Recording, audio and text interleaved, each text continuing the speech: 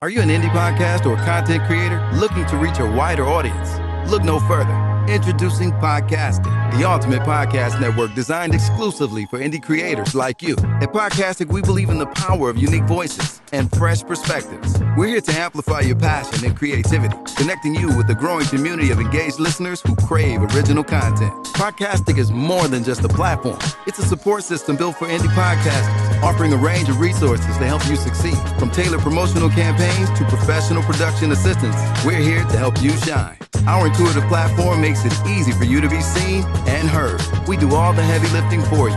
You just show up and create. Plus, with our advanced analytics, you'll gain valuable insights into your audience's preferences, allowing you to refine your content and grow your fan base. Ignite your passion, expand your reach, and thrive with podcasting. Visit our website at www.podcasticlife.com to get started. Podcasting, the home for indie podcasts and content creators. I pray that my love for you is bigger than what my parents have. So you must be my daughter's new friend? Candy, let me ask you a question. Oh, so this him? This the man that comforts you more than me? Mama, all men ain't like daddy. That's not fair! Rise and grind, wanna show at 9:15 a.m. Monday through Friday, great conversation, guest appearances, 'cause you experience us on the cusp of blowing up. Boom! Wake up, wake up.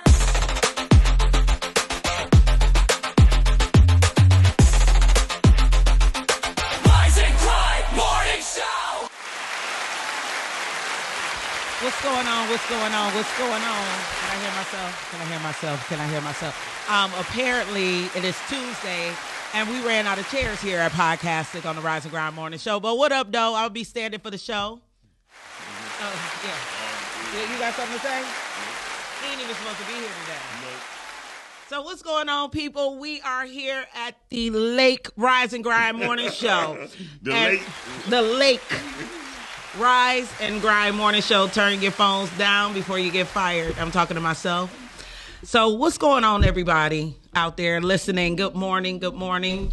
We have a good one person. Say good morning. Say something to me. Good morning. Good morning. Oh, we got 3 people. I was talking about the one person that was watching. But hey, y'all, what's going on? I hear voices. And there's 5 people watching. And they not in my head.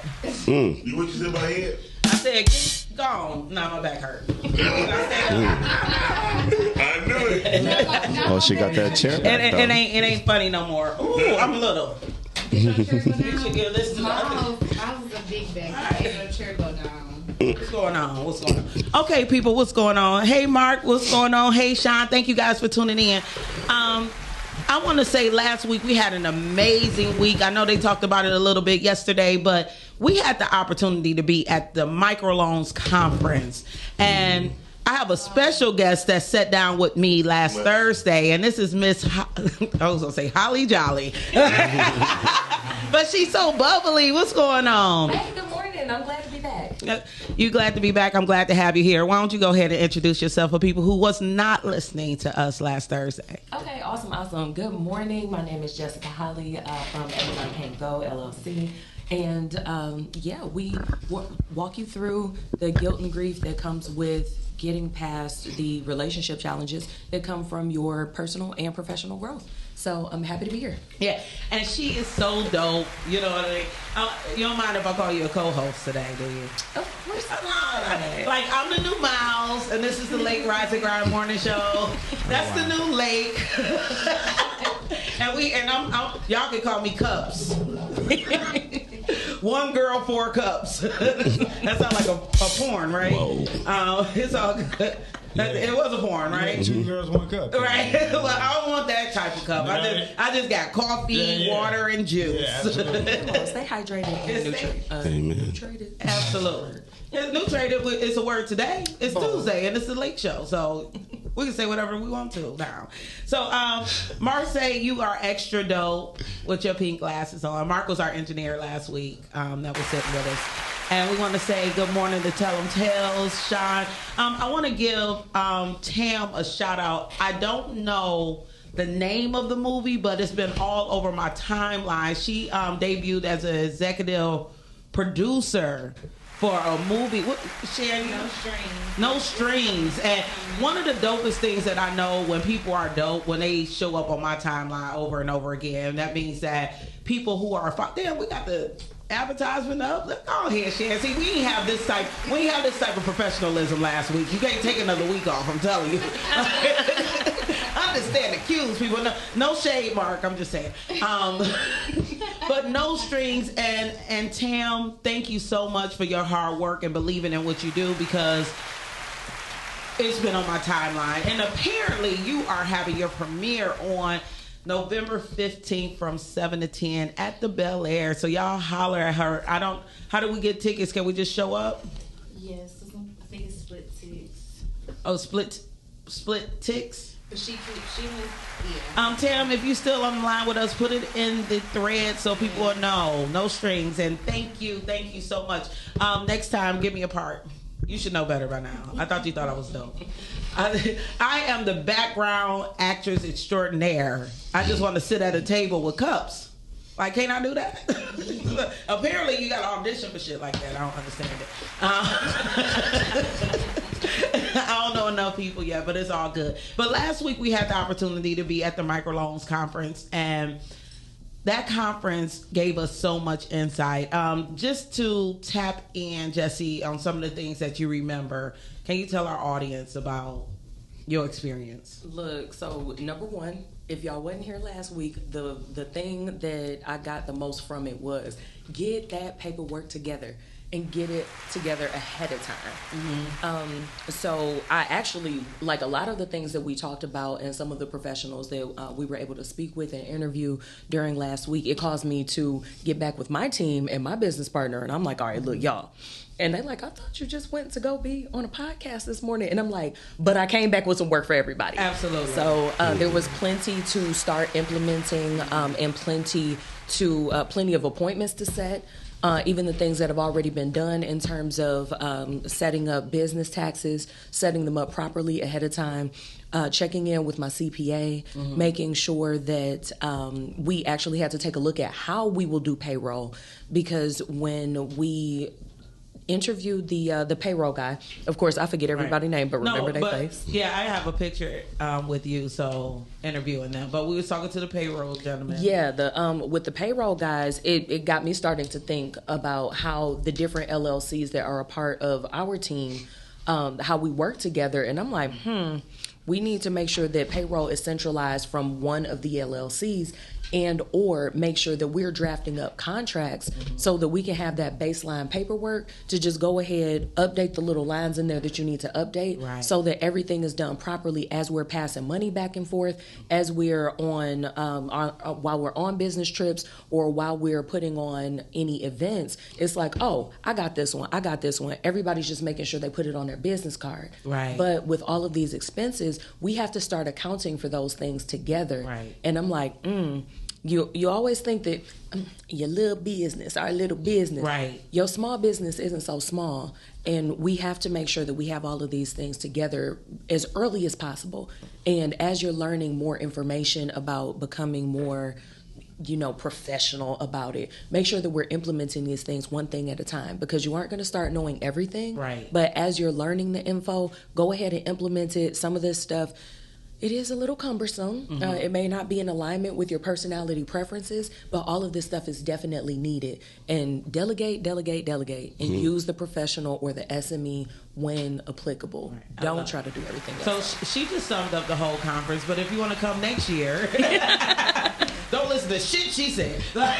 We need you to pay. But no, and I also have fire lit up under my ass, and I want to keep the same momentum, even though, like, I was the vendor for I was the photographer, one of the vendors for the Microloans Conference, as well as being on the planning committee.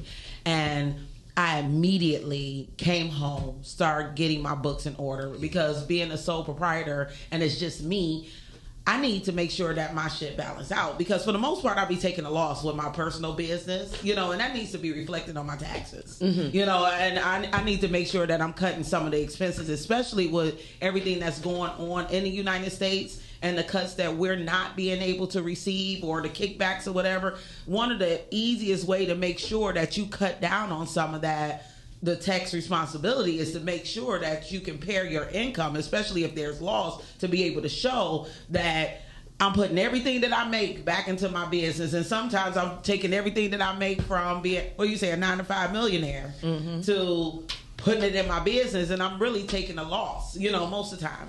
But while we're sitting here and we're talking about business, I'm going to get right into introducing our guests, right? So we have this guy. Hello. Hey, Guy. How are you? Hey. Can you please introduce yourself to the audience?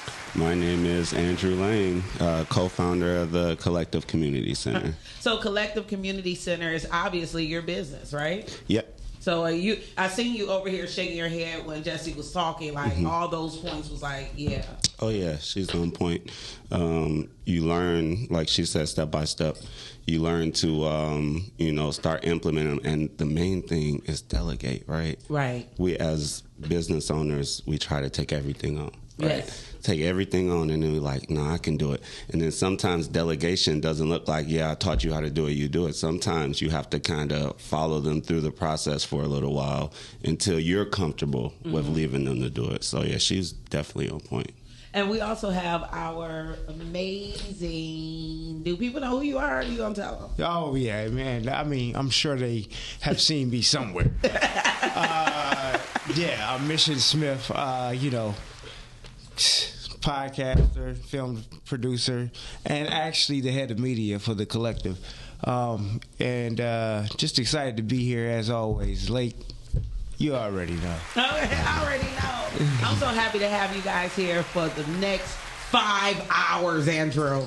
I ain't never letting you go. Okay, you can leave. I mean, like, we still gonna be here when you get back. I know, you told me already. So the Collective, can you let the people know exactly what that is?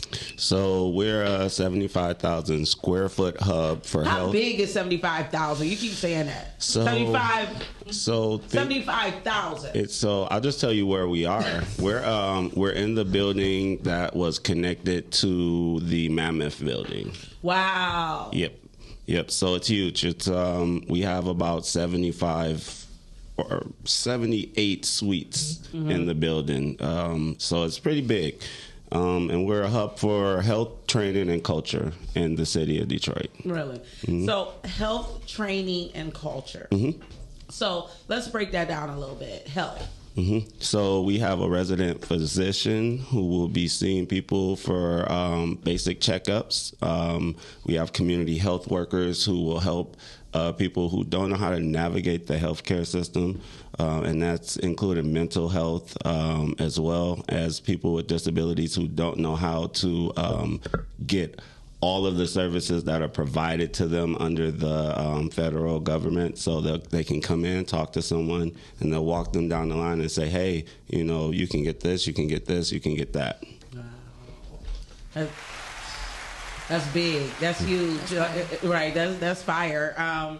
So when you're trying to take on a project this big, and Jessi, please jump in here at any time, what made you wake up in the morning like, hey, this is, I know you said cold, so you're not doing this alone. But what made you guys take an idea and put it in 75,000 square feet? So that's a lot of feet. Yeah, it's a lot. It's a lot. So I've been working with students with disabilities now for about 12 years. Okay. Every summer, we work with small businesses around Detroit, and we do what we call work-based learning initiatives. And it's basically an internship so they can learn. We work with about 30 different small businesses around Detroit. And they get to learn the skill trade and see if it's something they like. And I met a guy who was doing something very similar. And we talked for a while, and he's like, wow, you work with 300 kids. He works with like 2,000. He's like, we should put this all into space. Wow. And the collective was born. I love that. I love the name Collective, and I love the fact that when people have ideas, they bring it to reality. That was one of the things that we kept talking about last week at the conference.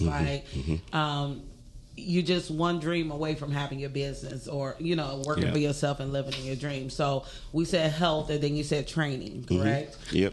What type of training? So we have tons of skilled trades. Right now we have construction, we have painting, we have electrical engineering, and all of these are pre-apprentice and apprentice programs. We also have game development, animation. We have musical engineering, podcast engineering as well. So I just seen one of our viewers ask, do you have any of this going on in Atlanta? No, but shout out to Atlanta. That's my hometown. Okay. So, Surrey, if I said that right, I'm a big Wakanda fan. So it's not Surrey. Maybe it's Syria, and that's a big Wakanda fan. So, but thank you for asking, and maybe it'll be time to branch off in a little while. So we have on November 15th from, I don't have my glasses on. 10 to 3 p.m. You want to tell them? Yep, 10 to 3 p.m. Okay, there we are. We have the Collective Care Fair at 15400 Grand River, which is over there right at the corner of Greenfield and Grand River, right where Mammoth was. So y'all can't miss that shit. Y'all used to swap meet there every weekend. But what we doing at the Collective Fair? So all the way. Well, let's back up a little bit. Okay. So right now we're looking for donations for this care fair, and we're gonna, on the day of the care fair, we're gonna invite different community organizations out. We have a bunch coming out already that work in the space of veterans, people with disabilities, and just all around helping the community.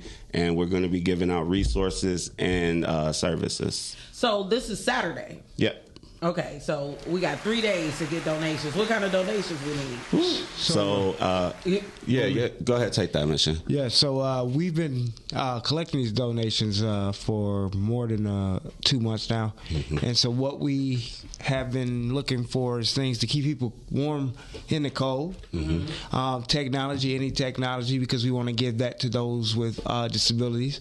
Mobility aids, so for the seniors, canes, walkers, wheelchairs even, just so they can get out the house. Because for us, the important thing is this is community, right? And we don't want people to be stuck in their homes, especially in the winter. Man, who wants to just be sitting around?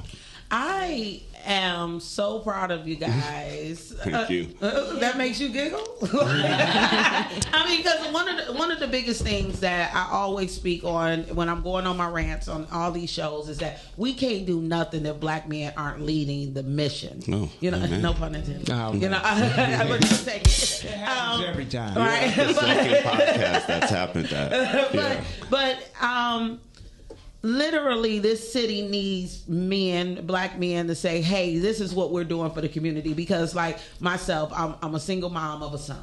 I want my son to be able to say, this is what I can do for the community. I want to take care of the elderly. I want to take care of the disabled. I want to be a part of that. And it's something beautiful about seeing men take that on. Thank you. Y'all do have hearts. Thank you. Thank you.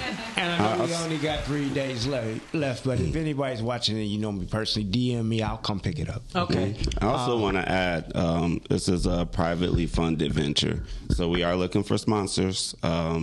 There's right now, federal funding is what it is, right? But obsolete, pretty much. So right now it's funded directly out of my pockets and my co-founder's pockets. So if you're looking to sponsor something that helps the community, please reach out to me. This is my joke break since Miles not here. Ladies, apparently he may have a little bread in his pocket if he's paying the electric bill on the $7,500 out of his pocket. Not for long. I can barely take care of my little 600 square feet home. Not for long. I know, right? If you don't get no sponsors, right. you're gonna be living in there. Tap in. but it works, and I appreciate it. We're gonna keep going back to what you have going on. I want to go back to the loan conference, and it was something I noticed they had a pitch competition during that time, and they gave away $5,000. And shout out to Chef Dennis Williams of La Crepes because he won $5,000 to create jobs and opportunity, and that was something that they were looking for. And there are programs like Detroit Development Fund. They are planning on doing a pitch competition before the year is up for another $5,000. I also heard Fifth Third is doing another pitch competition. They were the funders of the pitch competition that we had last Thursday. They're doing another one before the year is up for $5,000. And when we were at the event, we were able to do Fifth Third did a miniature $5,300 pitch competition, which Podcastic was able to you just had to hold up a sign. Wow. And they took a picture, and then they was like, you have a photography business, photographer, come over here and hold up a sign. So they'll be doing the announcements for that Thanksgiving week. Right, so fingers crossed. But one of the things I plan on doing and getting the information out there, Mission, I'll definitely tag you, is when these opportunities, because this is free money. And one of the things that people need to be able to do is sell their business. And I'm all in. I got a pair of pants that I'm bringing, or Mission gonna come pick up. But I'm about to go through my whole house, like, what can I give, Amen. And someone said something about hospice care. Did you guys give hospice care? No, so we don't give hospice care. So there's no inpatient. Holistic care. I'm sorry. Holistic. Do you welcome holistic care? We do. We actually have a couple of people who work in not only supplements, but then also herbs. Okay. I love that. We love that. The alternative way of living is definitely a way to keep us healthy. You guys, we just had Mr. Kelly Greene join us from Kelz Unfiltered.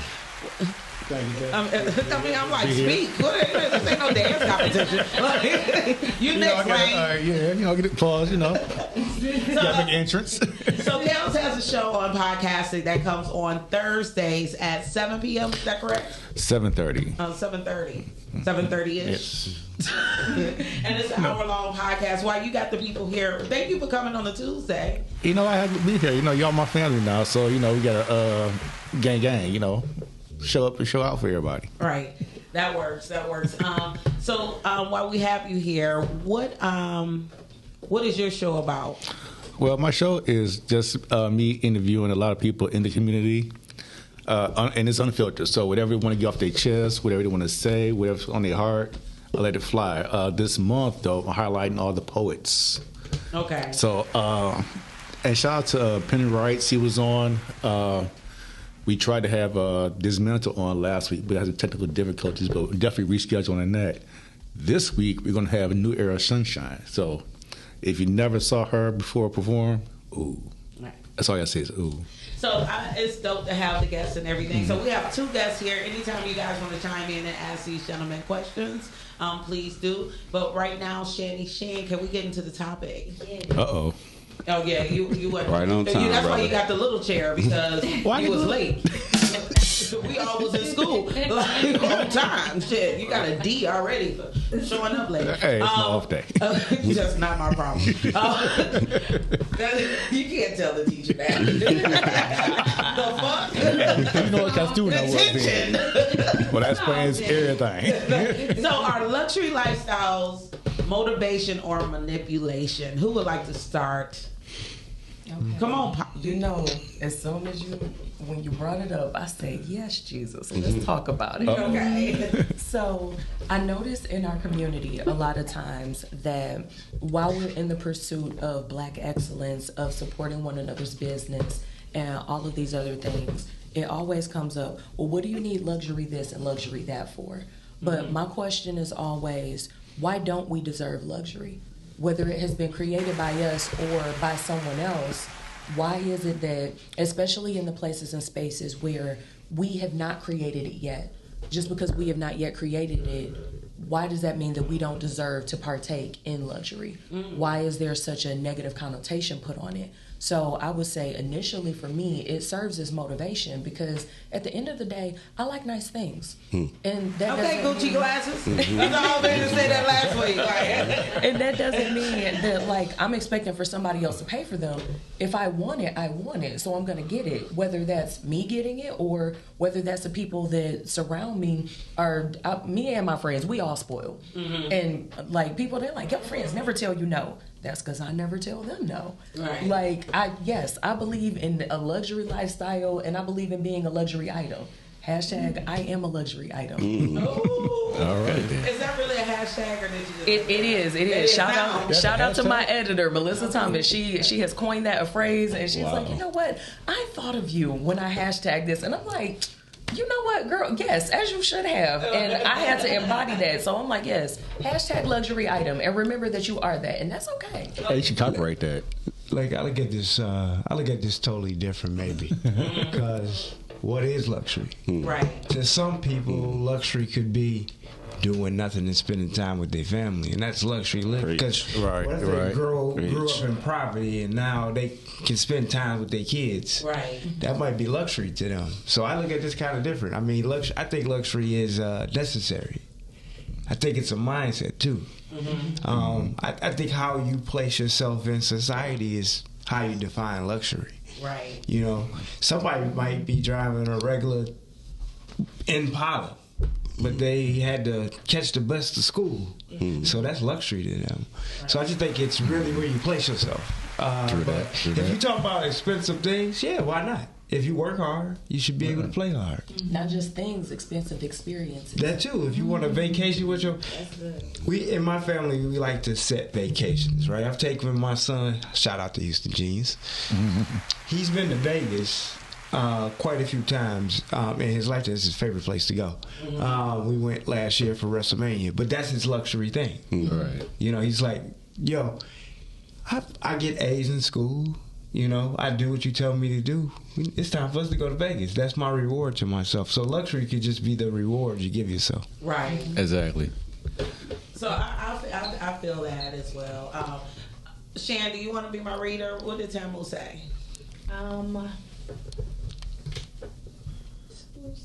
Okay. She wanted like a housekeeper. She said, I love great luxury brand, but the true luxury to me is my clothes going to the good wash and fold, and having a housekeeper weekly when I was in my marital home. Okay. Come on. Okay. All right.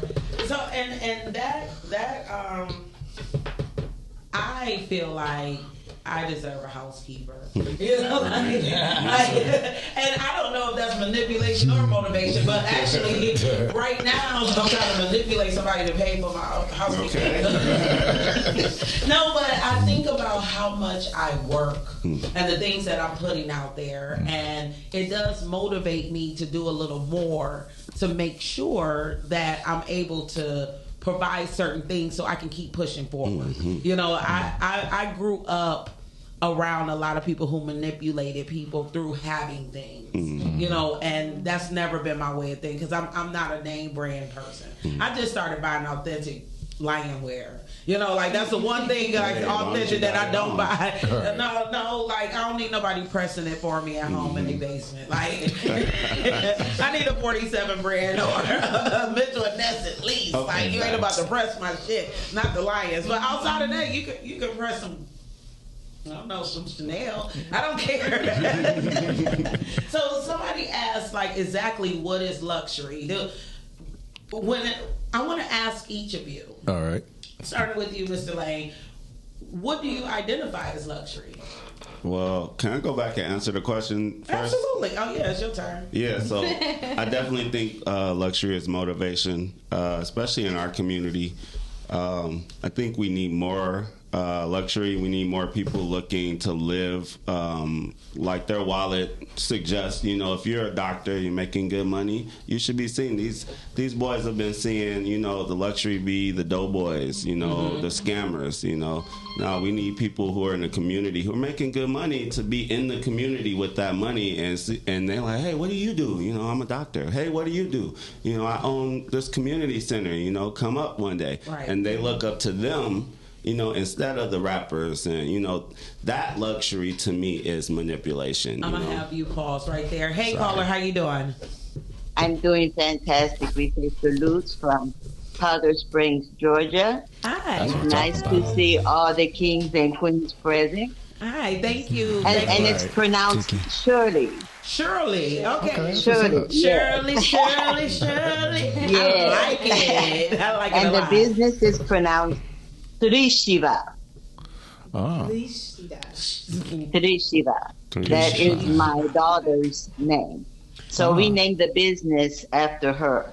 Okay. I give you just a brief synopsis here. I'm 66. My people are from the Lakota and Blackfoot Nation. So I grew up with my grandparents and my aunties teaching us about herbal care. Okay.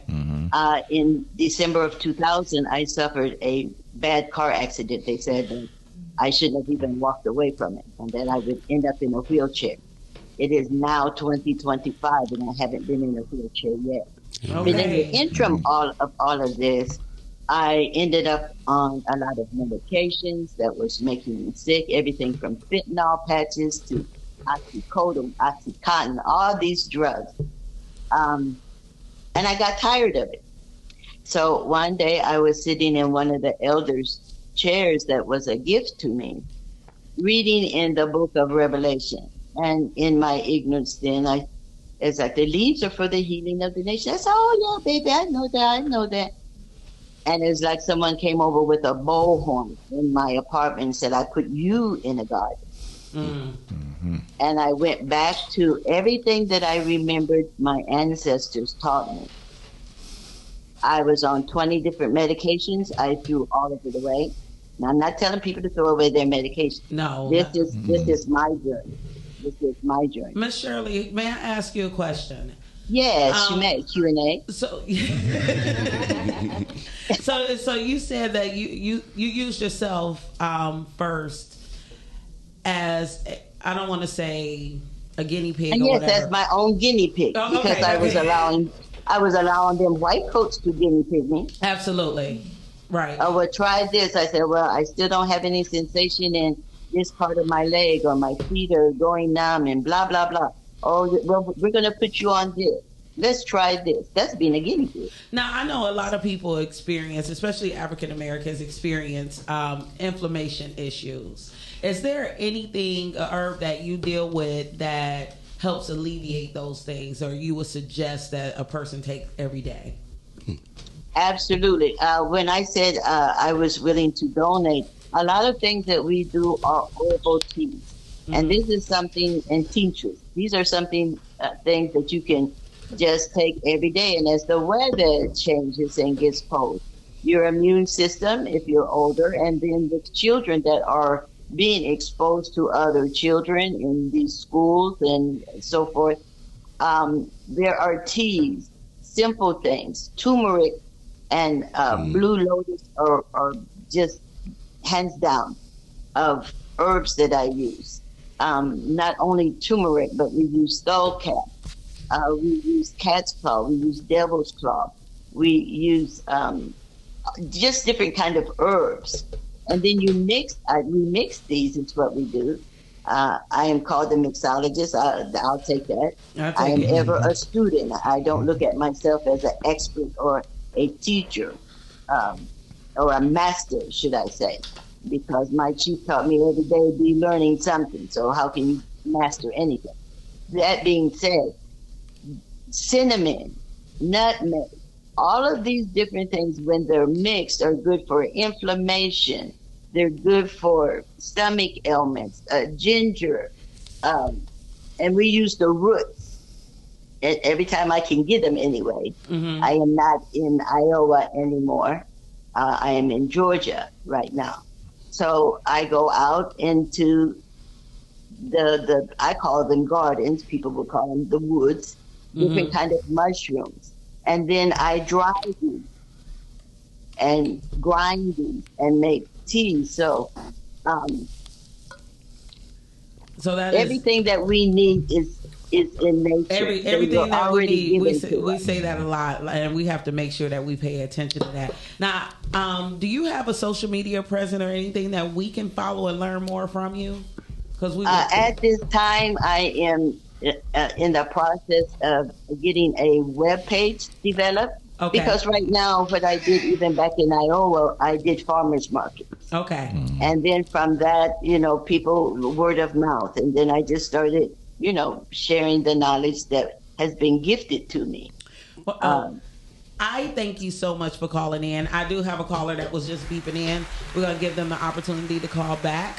Thank you so much for sharing your story. And I'm about to go get me some turmeric, ginger, and some nutmeg. Those are the things. I don't have any of them at my house right now, so I'm going to get them. I'll leave my number, and you can give me a call at your convenience. Okay. Salute to all. Okay, salute. Thank you. Bye-bye. Thank you.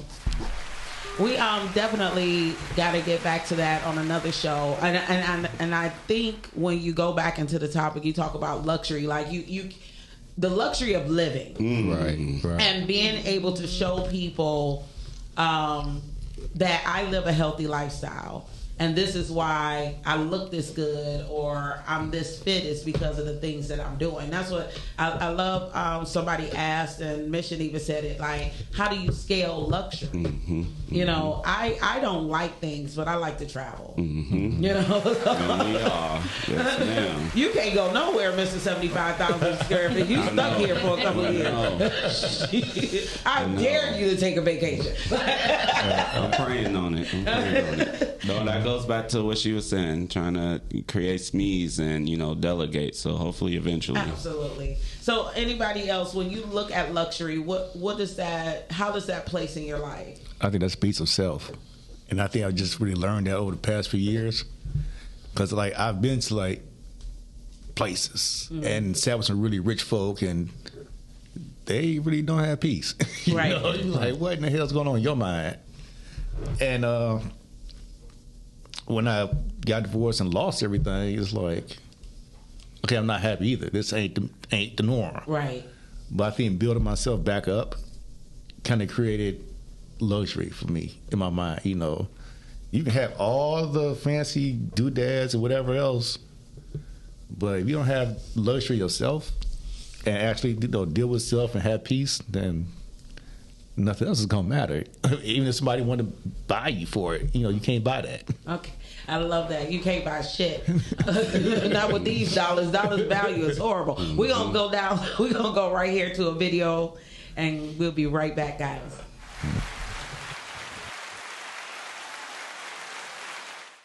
Some of you are easy to manipulate because you have no idea what true financial stability actually looks like. So when somebody gets on this app and they have a Louis Vuitton bag or they're driving a luxury vehicle, you equate that to them being wealthy, rich, or financially stable.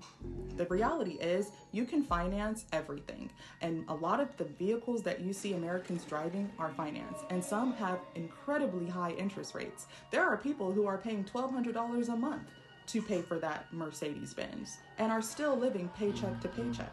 Some of you will overlook a person driving a 2013 Toyota Camry, and that person could have a paid off car, 0 car note. Just because a person wears luxury brands, mind you, you can buy all luxury purses, Prada, Louis Vuitton, YSL at the pawn shop, and you can put every single one of them on layaway. Just because a person has a Louis Vuitton bag doesn't mean that they have money in their checkings account. And just because a person lives in a really nice house doesn't mean that they can afford their mortgage. A lot of Americans are house poor, okay? So that means by the time they've paid their mortgage, they barely got money left to eat. Stop letting status fool you on this app and in the real world. True financial stability means freedom. Freedom from debt, freedom from stress. And it looks different than a lot of you are imagining.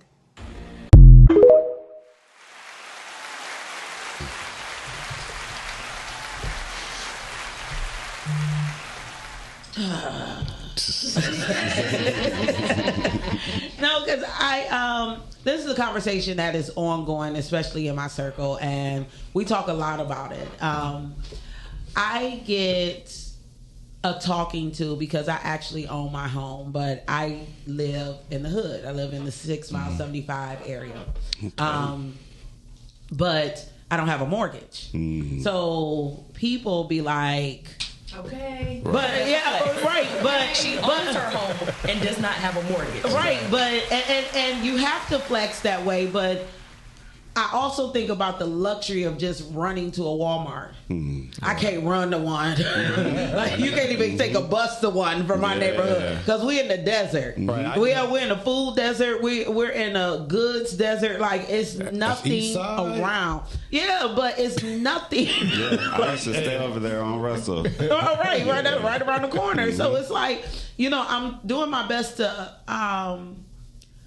uplift my neighborhood, but sometimes, and this is me speaking candidly, I'm like, well, how did I end up the person that lived in the hood that's responsible to build the neighborhood? Oof. Right, because people took their kids and went. Right. My dumb ass stayed, but I don't got a mortgage. Right.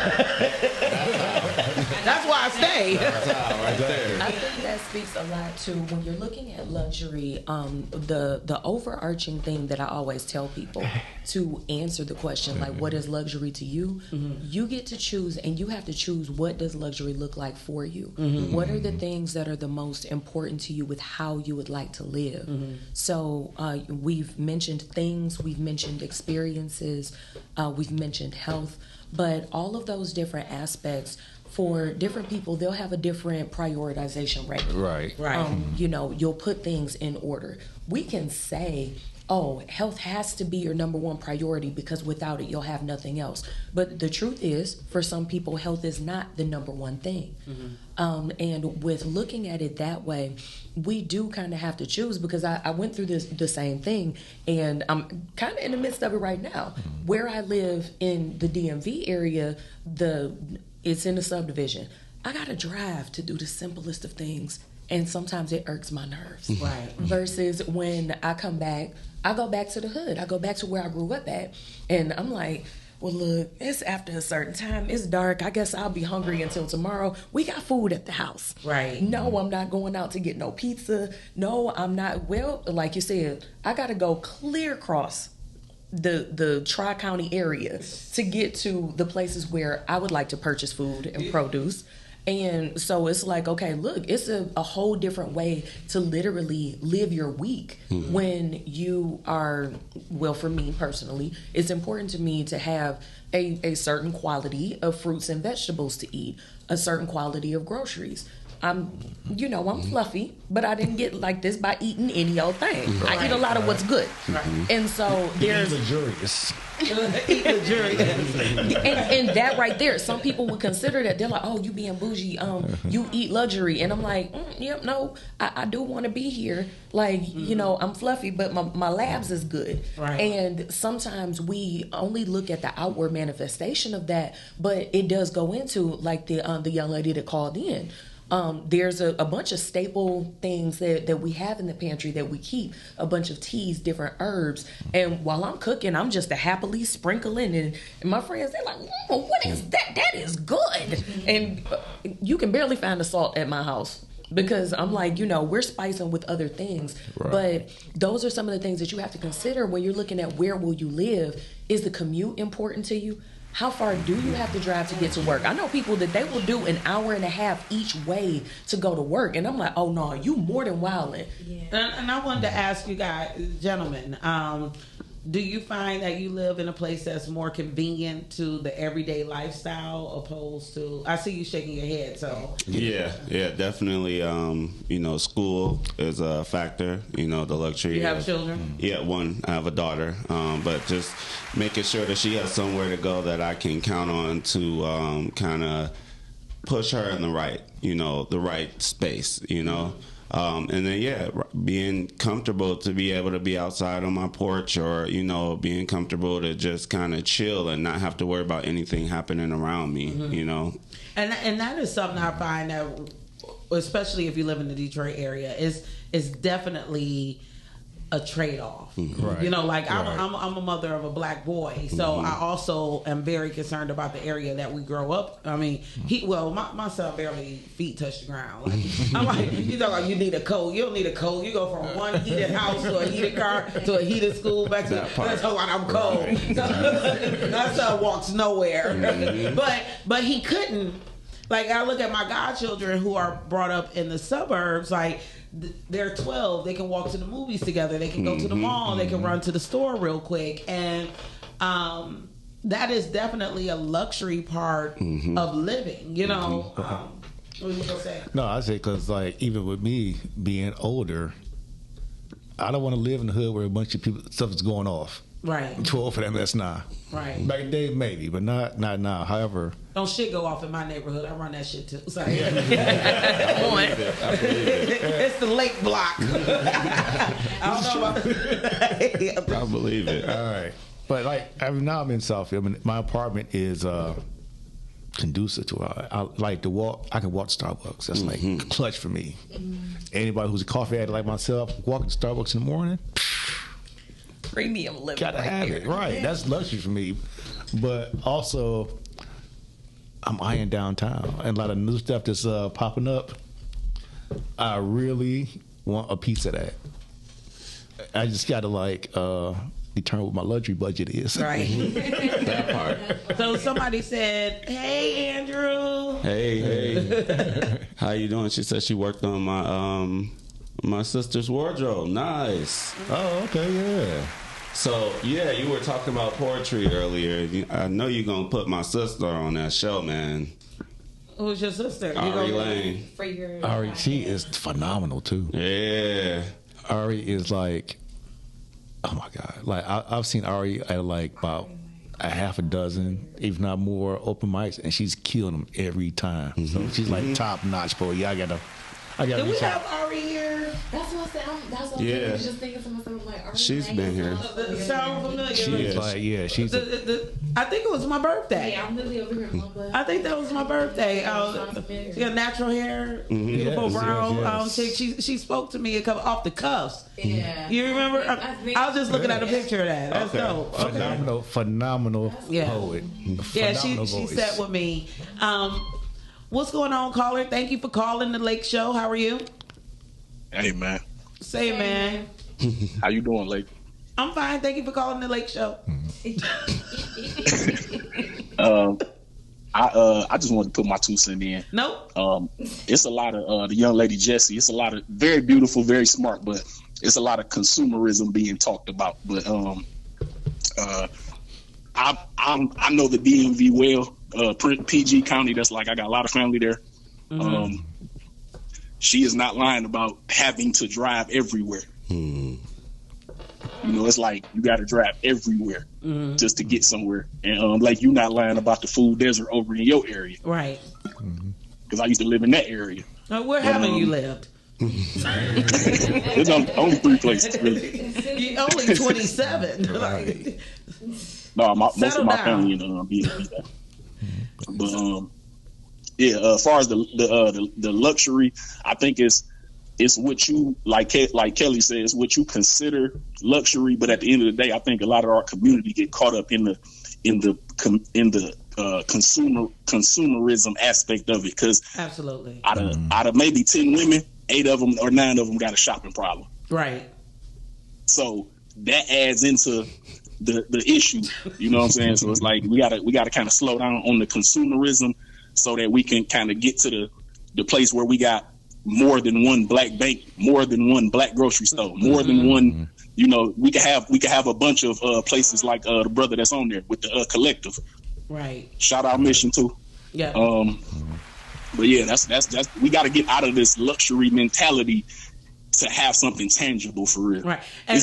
Something tangible other than luxury goods. And I'm happy that you brought that up. I appreciate that perspective because we, most of us who sit here on the panel, we hardworking and this, that, and the other. So when we look at luxury, we look at it as a payoff for the things that we're doing and good. But as you said, it's 2 females on here, and we're probably 2 out of 10 that's actually out there and not trying to manipulate people to provide a luxury lifestyle. You know, can you agree? Definitely. Can you agree? You over your 2 minutes? Y'all be cool. All right. I thought I said that first 2 minutes. That's the phone. Like, yo, I was like, okay, you know, the clock's ticking. No, that's fam. That's y'all fam. let Shirley go. Well, you ain't Shirley, and you ain't calling from Georgia, and you don't have an accent, and you don't deal in herbs, and you ain't my elder. I do for real. All right. See you soon. But and I want to go back to that. You know, like I talk to a lot of guys. You know, and they talk about how women are using the luxury that they have. Oh my God.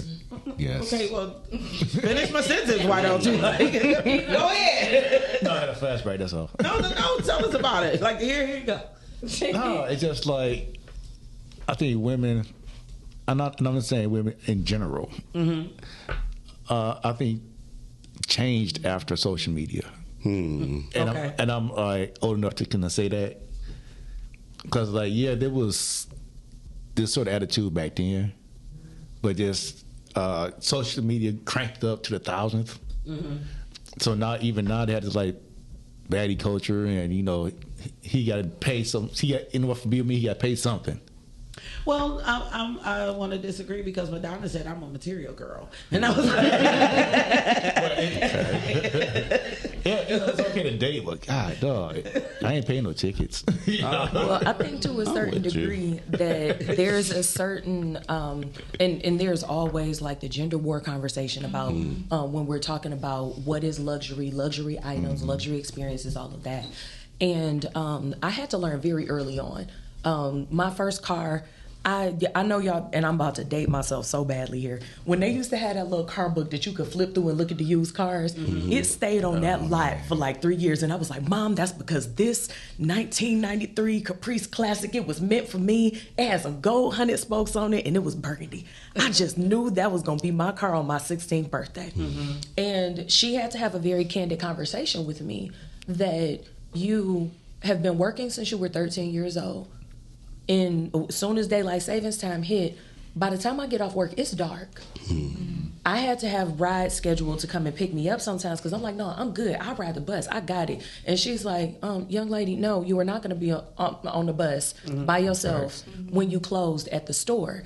And we had to have a sit down. I'm not going to say that I handled it maturely at the time because your girl was upset. Yeah. I wanted my little, what would have ended up being raggedy Caprice. I wanted that. And back. they would have took that bitch. At least the gold spokes and walked down the street with it around their neck. And not only that part, what she stressed to me was, with you being out here working in all parts of the Tri-County area, what if your car breaks down in the middle of the night? Where will your car break down? Just because you work in a nice area doesn't mean that you live in a nice area. And like you said, with a car like that, there's a target on your back. Absolutely. You're about to get this brand new car. We're going to go ahead, and you've been saving up your money this whole time. We're going to use this money as a down payment for your vehicle.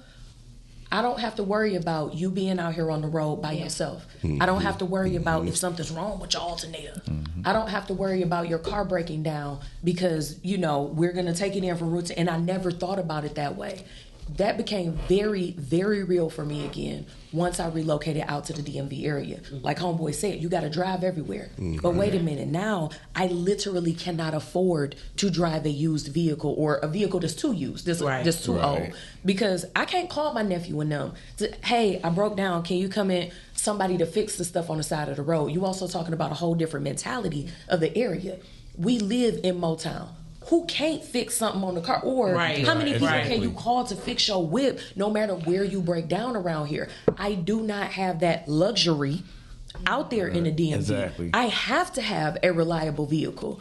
Because even when you're talking about breaking down, if I'm all the way up in Baltimore, that's an hour and some change away. So now not only do I have to wait, if somebody run up on me, I can't call who I need to call to come and protect me. And I'm pretty much a sitting duck, which all of those different things could be avoided as a woman that is out here doing some things by myself. What is luxury It's not just comfort, it's for my safety. I'm happy that you brought that up. I have a question for you, Andrew.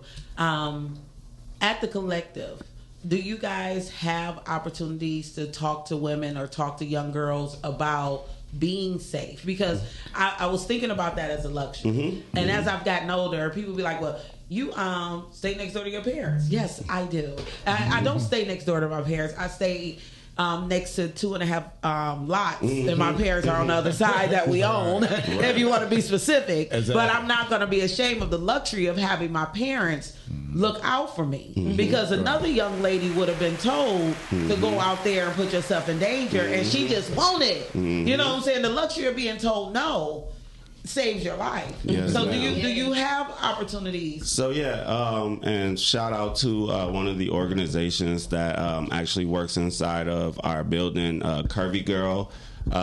They are around to advocate for young women, curvy young women, but all young women. They're actually having an event for young women. I want to say the date right. I believe it's the 20th of December. Okay. But if you guys tap into if you guys tap into the Facebook page, The Collective, then the events will be rolling on there. But yeah, definitely young women and young men. And if you don't mind, I wanted to talk more about luxury. There you go. We're going to come right back to you. What's going on, caller? This is first time caller.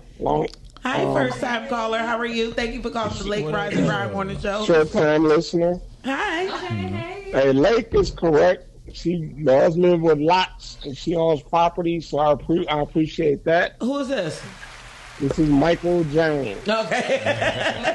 Hey, Mike, how you doing? I'm good. And you? I'm good. Okay. The other young lady that was speaking about a car that's broken down, no, that's not a luxury. That's something that you need to make sure that you're going to be safe.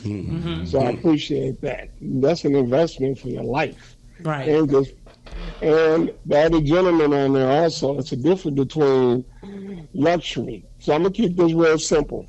We're talking about luxury items, Louis Vuitton, Gucci, and all of this. But how many of us have stocks in the luxury items that we buy? Well, I'm a big person on, that's one of the biggest things that I am big on. I don't have a lot, but if my son is going to McDonald's, I'm buying $5 in McDonald's stock. You know, I try to buy what I use, you know, and I ask people that all the time, you know, are you buying into what you're using? Because I see your point, but I'm sorry to cut you off. No, you're not cutting me off. Okay. I'm just listening to you. I'm listening to the cast, and I said, let me call in because I like the topic. But again, home ownership is very valuable. Like you said, if you're buying something, especially being a single woman, as long as you know it's going to be something that's going to keep you safe and secure, that's not a luxury item. That's really an investment. Right. Necessity. It's a necessity. Buying land, I think we were just talking about, even like the other brother says, he lives out in Southfield where he can walk anywhere he wants. Brother, I live in Southfield also. I lived in Detroit many years and no problem about that. But I can go at many nights to where I want to go. I'm not worried about nobody. Right. Yeah. So sometimes that's a luxury for peace. Yeah. And that's what Kelly was saying, especially when you're a 50-year-old man that just want to walk to the bar or walk up to Meyer or whatever, and you don't want no smoke, you know. Hey, don't walk to the bar though. Take a Uber. It's only $7. Go to Red Balloon. Go up to Colas, whatever. If you're in Southfield, $7-8. I get in the ride and get dropped right back off at the crib. However you want to do it. And that could be a luxury as well, right? To be able to afford a ride share. Exactly. People don't realize that. Like, you shouldn't be getting DUIs. Right. Like, this is so not the early 2000s anymore. You got another word for us? You want to tell people where to follow you, what you do? No, I don't. You already know. I mean, I'm a mortgage consultant. Again, Lake and I have known each other a long time. I like what I'm hearing on this show. I'm not here to promote or talk about anything I do. Okay. I just like what I heard, and I just wanted to chime in. All right. Thank you so much, first time caller, and stick with us. We appreciate you. All right, Jerry. Have a nice one. All right. You have a better one, love. You must know him. You think? I'm gonna fuck him up. I'm gonna catch his ass walking the mire. I ain't seen nothing. Andrew, you were saying. Yeah, so there's another part that we're missing. And one of the luxuries that I have is being able to employ my friends and family, you know, being able to take care of my family, my mother, you know, making sure that if she needs something, she got it. You know, my friends being able to eat off of the plate that I'm, you know, putting out there, you know what I mean? Instead of them having to go work at Walmart, you know, they come up here, up to my spot and do the work. That's a luxury. I know they're going to be all right. And I know, but it also is motivation too, right? Because now I know, okay, if I don't go and kill this, they ain't gonna eat, you know, along with me and my family. Right. And I think for some people, especially men, have used that as motivation because they know so many of us are not collectively coming together and building wealth. You know, it's I just told my brother we did buy property in the neighborhood, and I'm like, the first thing we doing, your daughter getting a lemonade stand. If I got to sit in that bitch on every hour I'm on, you know what I mean? Because she has to start working, and she's personable. Like, who don't want to buy from a little light skinned girl who can't shut the up? Like, put her to work. But it's really stem from, I grew up in a family business. So we all ate off of the idea of my mom, her brother, and her sister. And then as kids, we came in and we were able to make money. And then I was able to hustle that candy at the school in my backpack, you know. Yes, ma'am. And we need to get back to that, you know. And I love the fact that, I mean, I need a job too. You still hiring? Come on up. I ain't trying to volunteer. I need that. You can do both. You can do both.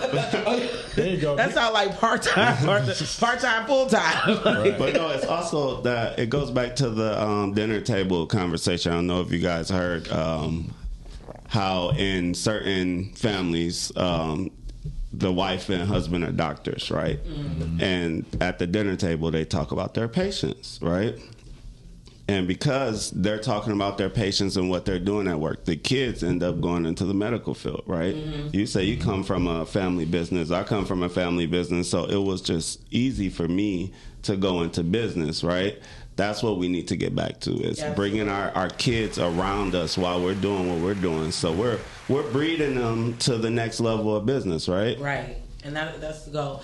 I hope you guys stick with me. We got another 40 minutes or so. You good? I'm good. It's my day. You don't go until I tell you. So we're about to shoot over to a commercial real quick, get a PP break. Go ahead and grab some popcorn. We'll be right back with you guys.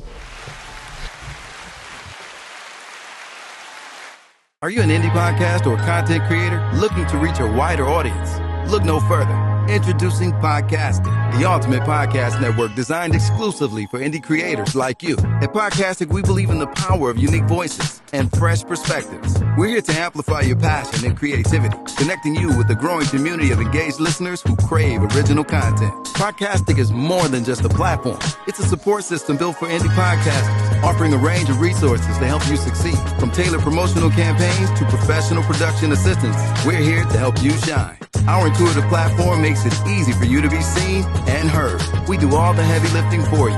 You just show up and create. Plus, with our advanced analytics, you'll gain valuable insights into your audience's preferences, allowing you to refine your content and grow your fan base. Ignite your passion, expand your reach, and thrive with podcasting. Visit our website at www.podcasticlife.com to get started. Podcastic, the home for indie podcasts and content creators. Hey, Ray! Chase! Oh, God! No! Oh, God, no! Oh, God! Oh! Where's my child? No!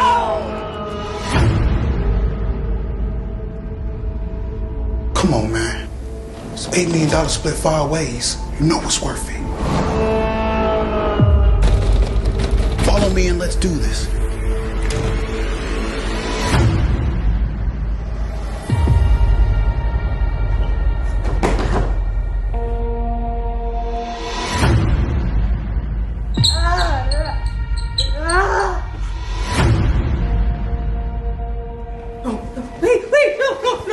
No, please.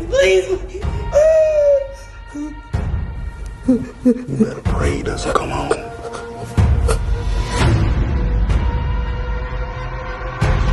No, help!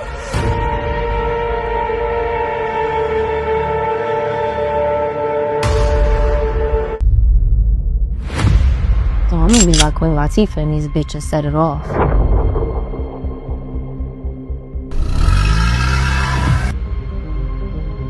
I ain't risking my life for little $2,000. You got $1 million in the hood.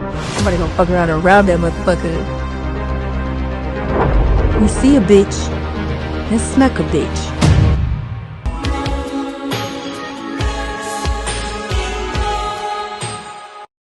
Hey, real quick, I know you guys are enjoying the show. Yes, we are always having a good time on the Rise and Grind show. But please, do me a favor. Go to YouTube, type in Rise and Grind Morning Show. Hit that like button, subscribe, and turn on your notifications. Therefore, you can always be in tune with our live content and interact with us, be in the comments, and we can keep bringing dope, hot content to you. Now, we're going right back to the show. Hey, what's going on? Somebody needs to AI that and say we're going right back to the Lake Rise and Grind Morning Show because it's Tuesday, y'all. What's going on? I love when I look at the comments and they be like, Lake is right, Lake is right, Lake is right. I'm just a realist, man. And we were going back to the luxury. I want to hit that back of providing jobs for the community. And when we were talking about the pitch competition, that was the number one thing that I heard every judge ask. When you're saying we, who is we? And a lot of people, no matter how good their idea was, wasn't able to speak to the we. And if you're going to create a business, the whole point is how are you making sure that other people are being employed because a lot of things aren't sustainable. You know, exactly. Kelly, I mean, people know that you work in the automotive industry, right?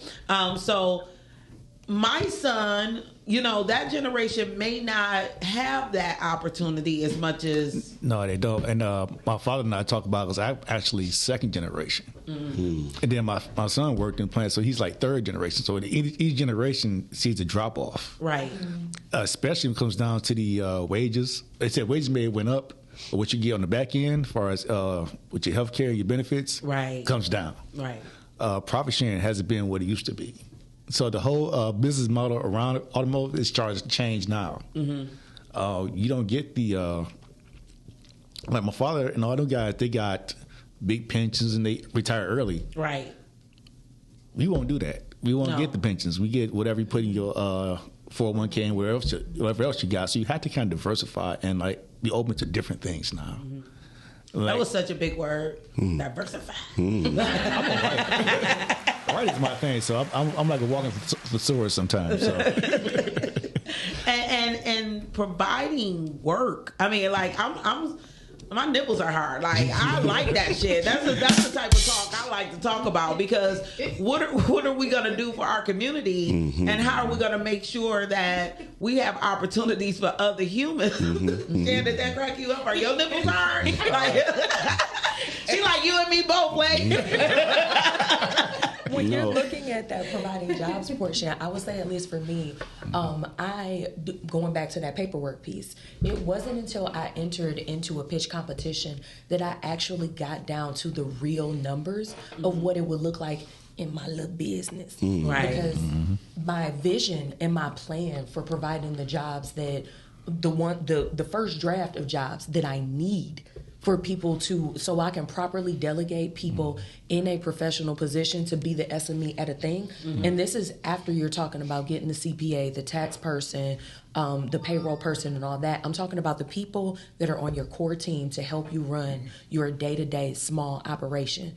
What we're not realizing is my small operation with a staff of 7 people, that took me from 6-figure thinking as far as like bringing in revenue for a year to pay the staff for the level of expertise that I wanted to bring onto my team, that immediately exploded my break-even budget to $1.4 million. Mm-hmm. And technically, automatically, within the parameters, technically that is still a small business. Right. But I had to start thinking differently about what does the revenue in my business look like for me to even be able to grow to what I consider the first level of growth for my business, and being able to not just pay people, but pay people a living wage, one, and then two, paying them a wage so that you can keep that excellence on your team. Somebody can believe in your vision, they can believe in your business, but if they aren't going to be able to sustain themselves and their family off of the salary or the wage that you're able to pay them, you're gonna have high turnover, you're gonna have to keep retraining, you're going to be stalling out the growth of your own business when you can't provide that to people. So we really have to look at what do those numbers really look like for our little business. Right. So let's take these off. It ain't a little business. I see. Andrew, you over here about to shake your head off this chair. So listen, that's amazing. And, a lot of people go with the motto, hey, I'm going to go get the talent. But I believe in developing talent, right? Right now, people are at premium.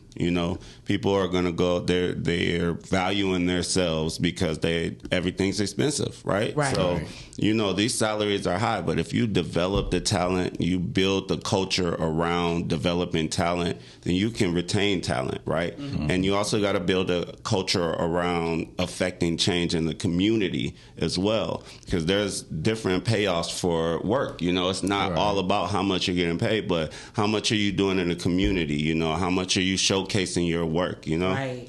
How are you able to bridge that gap in between? So I used the national average because I wanted to be fair.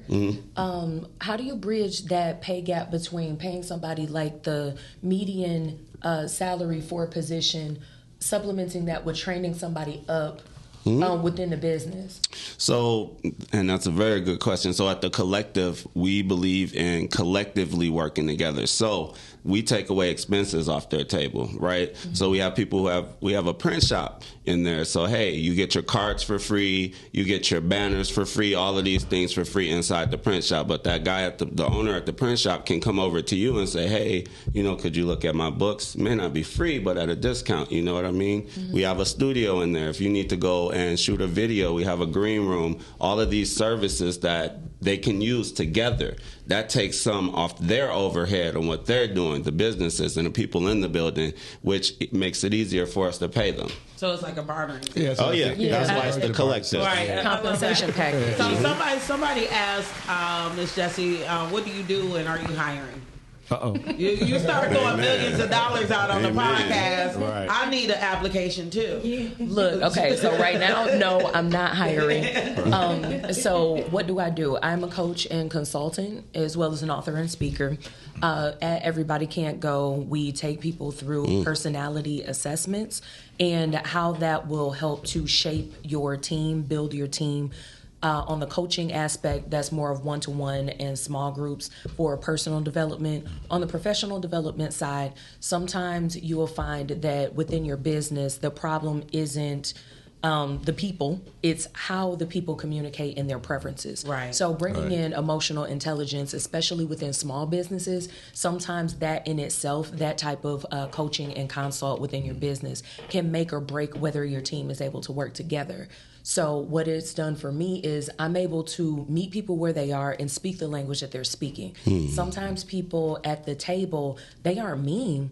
Their personality preference is to communicate strictly in zeros and ones. They're about those bullet points. They don't care about my storytelling. They don't care about me being bubbly and nice and all of that. They want to see the part that I'm like, oh my God, this is so boring, but it must be done. Right. The part that I want to delegate. So yes, for right now, I did have to take a hard pause at looking at building out my team and hiring because of that pitch competition and the exercise that I did. And then also another distinction between the way Andrew was able to do things and for me, my company, we are pretty much a virtual company. So I don't have a public office space. I have a home office. A lot of our meetings we are doing virtually. Right. So I also have to take that into account And that's why I asked him, how is he able to bridge like in between? The way that we're able to use a bartering system among our team is very different than when you have a brick and mortar location. Right. So you have to take all of that stuff into consideration. Yeah, but absolutely. Now, go ahead and hit me up in the DMs, because if I can find a spot for you, I'll definitely bring you in and bring you on so that we can grow you and help you out too. So I'm going to ask this to each one of you, starting with Kelly. Kelly, as a podcaster, do you think it's a certain kind of image or things that you need to have when people are seeing you out there? Well, it's about branding, and I've done this. I think going back to like 2012. I think you got to worry about when people see you and when they don't see you. Right. And I think people when you don't think they're looking at you, they're really looking at you. So you have to be fluent in your time, your delivery, and who you are as a person, just on inside and outside. Because sometimes when you're not paying attention, what's inside will come out at the wrong period, at the wrong time. You know, whether it be an event or in a book signing, podcast, or whatever it can be. You know, you got to be completely in check with yourself. Right. Now, same thing for you, Andrew, because I know sometimes. You over here texting. Trying to like if this was class, I'm gonna put your name on the board. I'm sorry. See, I ain't gonna talk about myself. Right. But I've heard that sometimes as African American people, we tend to go overboard with like being too flashy or looking like we spend too much money, especially when we are making money. As a business owner, do you feel like it's a certain kind of image that you need to maintain, or how do you come to the table, I guess? So it just depends on the room, right? When I'm in the trenches, I'm in the trenches, right? I'm coming with my boots and my cargo pants, and we're gonna do some work. When we're out and about, then I'm coming as the leader. You know, I'm coming as someone that people don't mind saying, yeah, he's in charge, you know, because I got to remember I'm representing them as well as me. Right. Same for you. I would say I believe in dressing the part, but within my own business, I'm able to be more authentically me. Right. So I don't have to think as much. If it's a gala, it requires a certain style of dress. When I'm coming to be on a podcast, I can, just wear one of my tees and be okay with that. Right. And I find that, you're talking about us being too flashy. As long as you got on one piece of designer something with a doggone $10 Shein outfit, somebody she's so expensive. And I'm like, this dress was $7, sir. It just looks good on me. That part.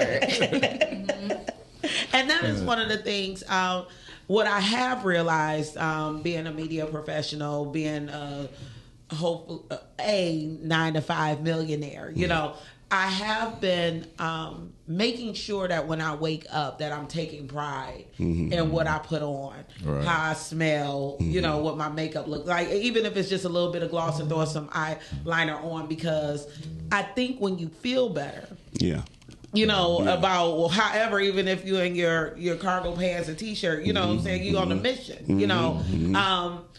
and I think people need to understand how important that is. And it's a luxury to be able to do so, because a lot of people don't have that option. Right. They just got to show up to the table and what they have in hopes, as Misha was saying, like, my t-shirt is clean today. So today, this is really my goal, is to have more clean t-shirts. But then you have to have that psychological outlook about it, because you're growing from that. I get on my son's case all the time, because he's young, like, you just can't be showing up. Yeah. You got a job to do, and he gets upset with me. I'm trying to build my business as a photographer.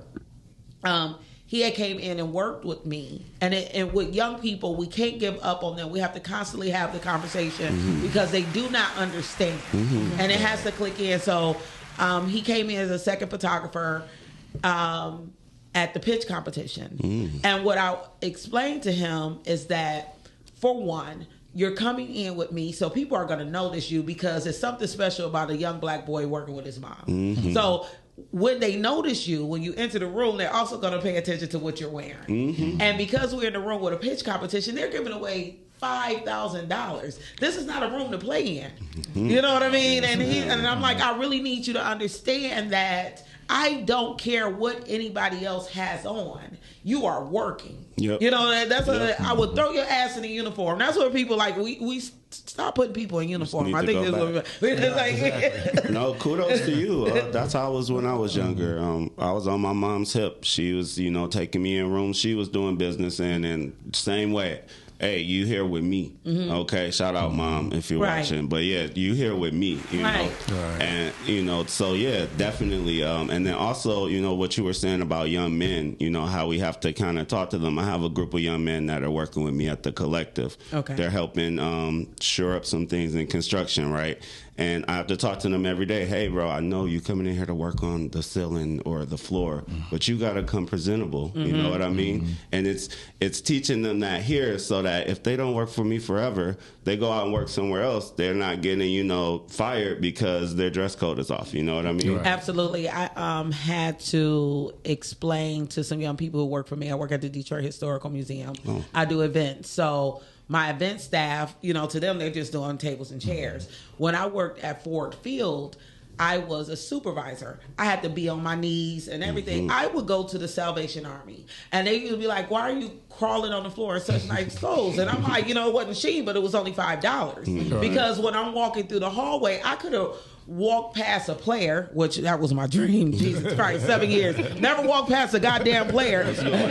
Took me 3 years to find out they practice at a whole nother place. But well, my dumb ass. But I could walk past an owner or a CEO or anything in Ford Field, and it didn't matter that I had to put away pallets of beer.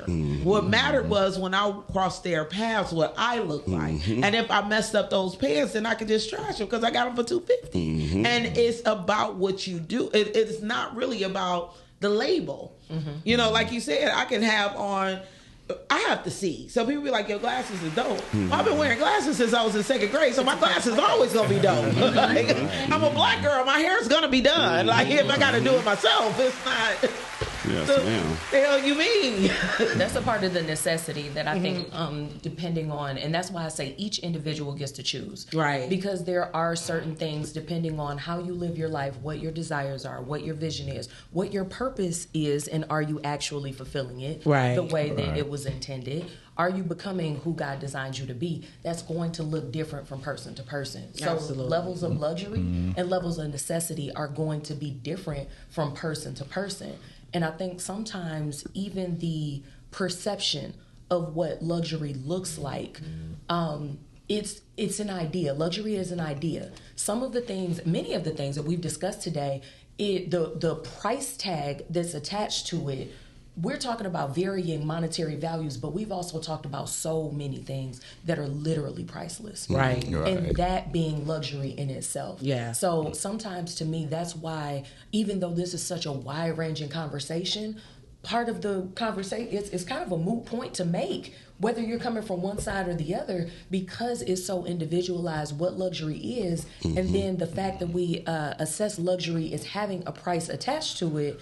But the most important things are the things that there literally is no price for it. Right. But when you think about price, and Andrew, you said you had a technology background. You're a tech guy? Okay, so I used to have a friend who was a tech guy, and I remember he had a busted ass car. And then one day he started shaking hands with people who didn't look like us. And he pulled up, he may have bought a Cadillac or something, like a nice little car, and he was like, it didn't matter what I wore, but it did matter what I drove when I was pulling up. Do you share that sentiment, especially when you're working in technology? Yeah, it does. It's it's actually across the board, and more so for people like us, young black men, because every single aspect of us gets judged when we walk in the room. So we gotta come nice car, nice suit, nice coat, clean cut most of the time. Coat. Can you please tell the... Can I look at the camera? Because Kelly don't know how to look at the camera. But you need a coat. Or just freeze your ass and don't put on one at all. Like, do not put on a puffer jacket with a goddamn... It irritates my soul. Okay, so you say a nice coat? Because I will judge you. Okay. We gotta come correct, you know. So yeah, definitely, especially when you're walking into corporate rooms, you know, they're judging you off the rip. You know, especially like I said, as a young black man. You know? Right. So yeah, I agree. Definitely the car. Yeah. Yeah. I have a work car and I have a nice car. You know, when it's time to go corporate, I pull out the Benz. When it's time to go work, I'm in the Journey. We didn't ask you what you drove. I was going to say. Well, neither did we ask you if you had 2 car notes. But That's so real. Are you single? Like, the ladies out here, he got 2 car notes and a 75,000 square foot DTE bill. That part. We don't know where he lives yet. That part. You have a garage for these cars. Okay, that speaks to like he has a home. And his eyes said, "Of course, there's a garage." Where the fuck you think my man's at? At the Collective? I don't think so. Not on Greenfield and like I'm not leaving my car on Greenfield and you can come work there. But education-wise, what he just spoke to, all of those different little points that he hit, all of that has to do with the subconscious psychology of how people perceive you. And I'm not gonna cap. It wasn't until I'm a person, I read everything. I read a few articles, and I was going on job interviews, and I started to notice, depending on if I wore one of the suits that I would make fun of my mama for, I was perceived in a very specific way. And I had to accept, most of the times when I walked in a room, they thought that I was fresh out of college. And I'm like, no, I'm an adulty adult. And it's like, okay, girl, your face don't look adulty adult. You got to dress the part. You have to look the part. And when I started to research on it, a lot of these little things, it plays into sub-psychology. Right. There are for certain folks, I won't say people in general, but certain folks in certain rooms, there are subtle cues that they notice and respond to at the subconscious level. So we're not just looking at being judged face to face. We're looking at, you might not even see it until you reach across the table. A Rolex does something. Right. Having an iPhone versus an Android, it does something. That's why he has both. You come in the room and see how many Androids and iPhones in the room. No, but I know people judge you if you don't have an iPhone. They do. They really do. And that's how we're judging you. We're judging you. Kelly. Look, if I can and call you, it works. No. Your text messages are green. It's irritating. But you're right. Psychologically, you fuck up the whole group text. And so, right. So. That's true. Though. You can't even lead a conversation. We all got to lead a conversation and start all over because the one Android. That's so true. Like, is this a new one? Yeah, Kelly came in and fucked it up for everybody. It's always that one. Hey, about working. But you know what? It is crazy when you mention the phone and things like that, because how many people has asked me, like, did you upgrade your phone yet? And I was just watching a new Netflix series, and the chick has, what number are we on? 17, 18? Or 17 now. Yeah. Okay, we somewhere around it. We'll be on 18 before the show is over. Right. But she had this case and the newer iPhone. And I was like, is that why people keep asking me? But I guess the phone is you can get hot pink now or whatever. And I'm like, is it a thing? But Apple gonna make it a thing because it ain't working too well. Right. And that's part of how they stay in business. Some of these very same cues that are subconsciously used is because they study that part of the study that they could get in our heads to make us buy it. Some of this stuff, I'll just go ahead and buy it because I'm like, why fight against science? Let me let the science be the science. Get me a couple of little hacks so that I can get to my goal. You know what? That's a great way to look at it. And some people say it's manipulation.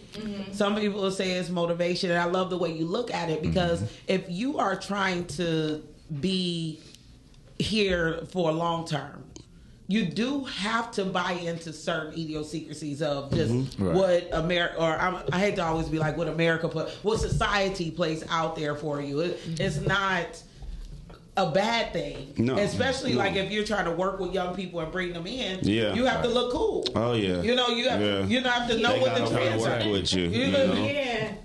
But like I think like the brother said about consumerism, it's just something you just cannot avoid when you have capitalism. It's a society in which we have. You can't go around it. Right. You can adjust to it. Right.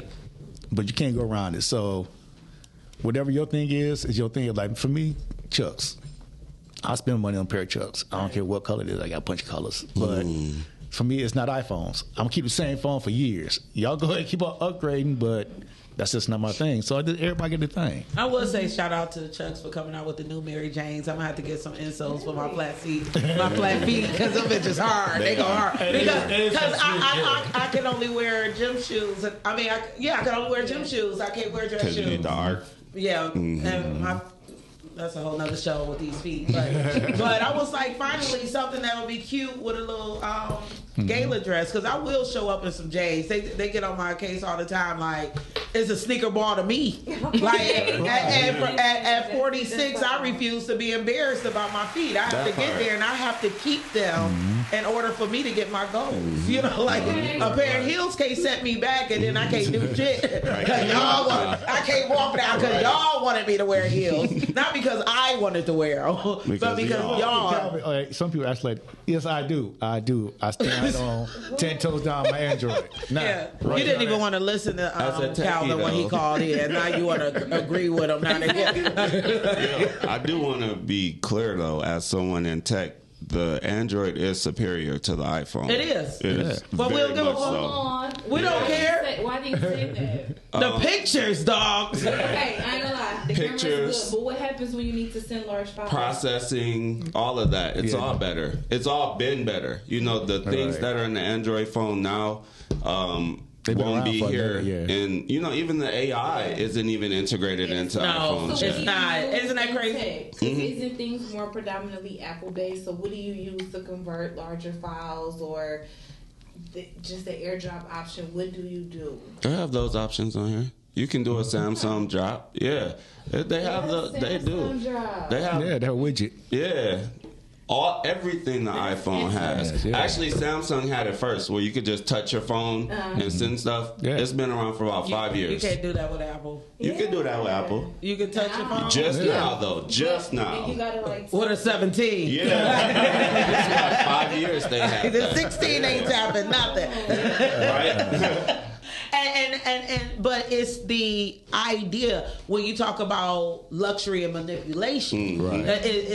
It's misled that Apple has bigger capability. It's like people always, people get on your case for not having a Mac. You know what I mean? Like, I'm not a Mac person. I only have an iPhone. Yes, you would think I have everything, but you go somewhere and you got a Mac. Like, I can't get Word. I can't I can't do none of my work. And they be like, well, they got that for Mac. Yeah, but I got to do a whole thing. So then how do I send my paper to somebody with a PC? You know, like, and then you got to convert everything. And people like, but it lasts 10 years. Yeah, but it's going to take me 10 years to figure out how to convert this goddamn file. I will say the Mac is better than the Windows computer, though.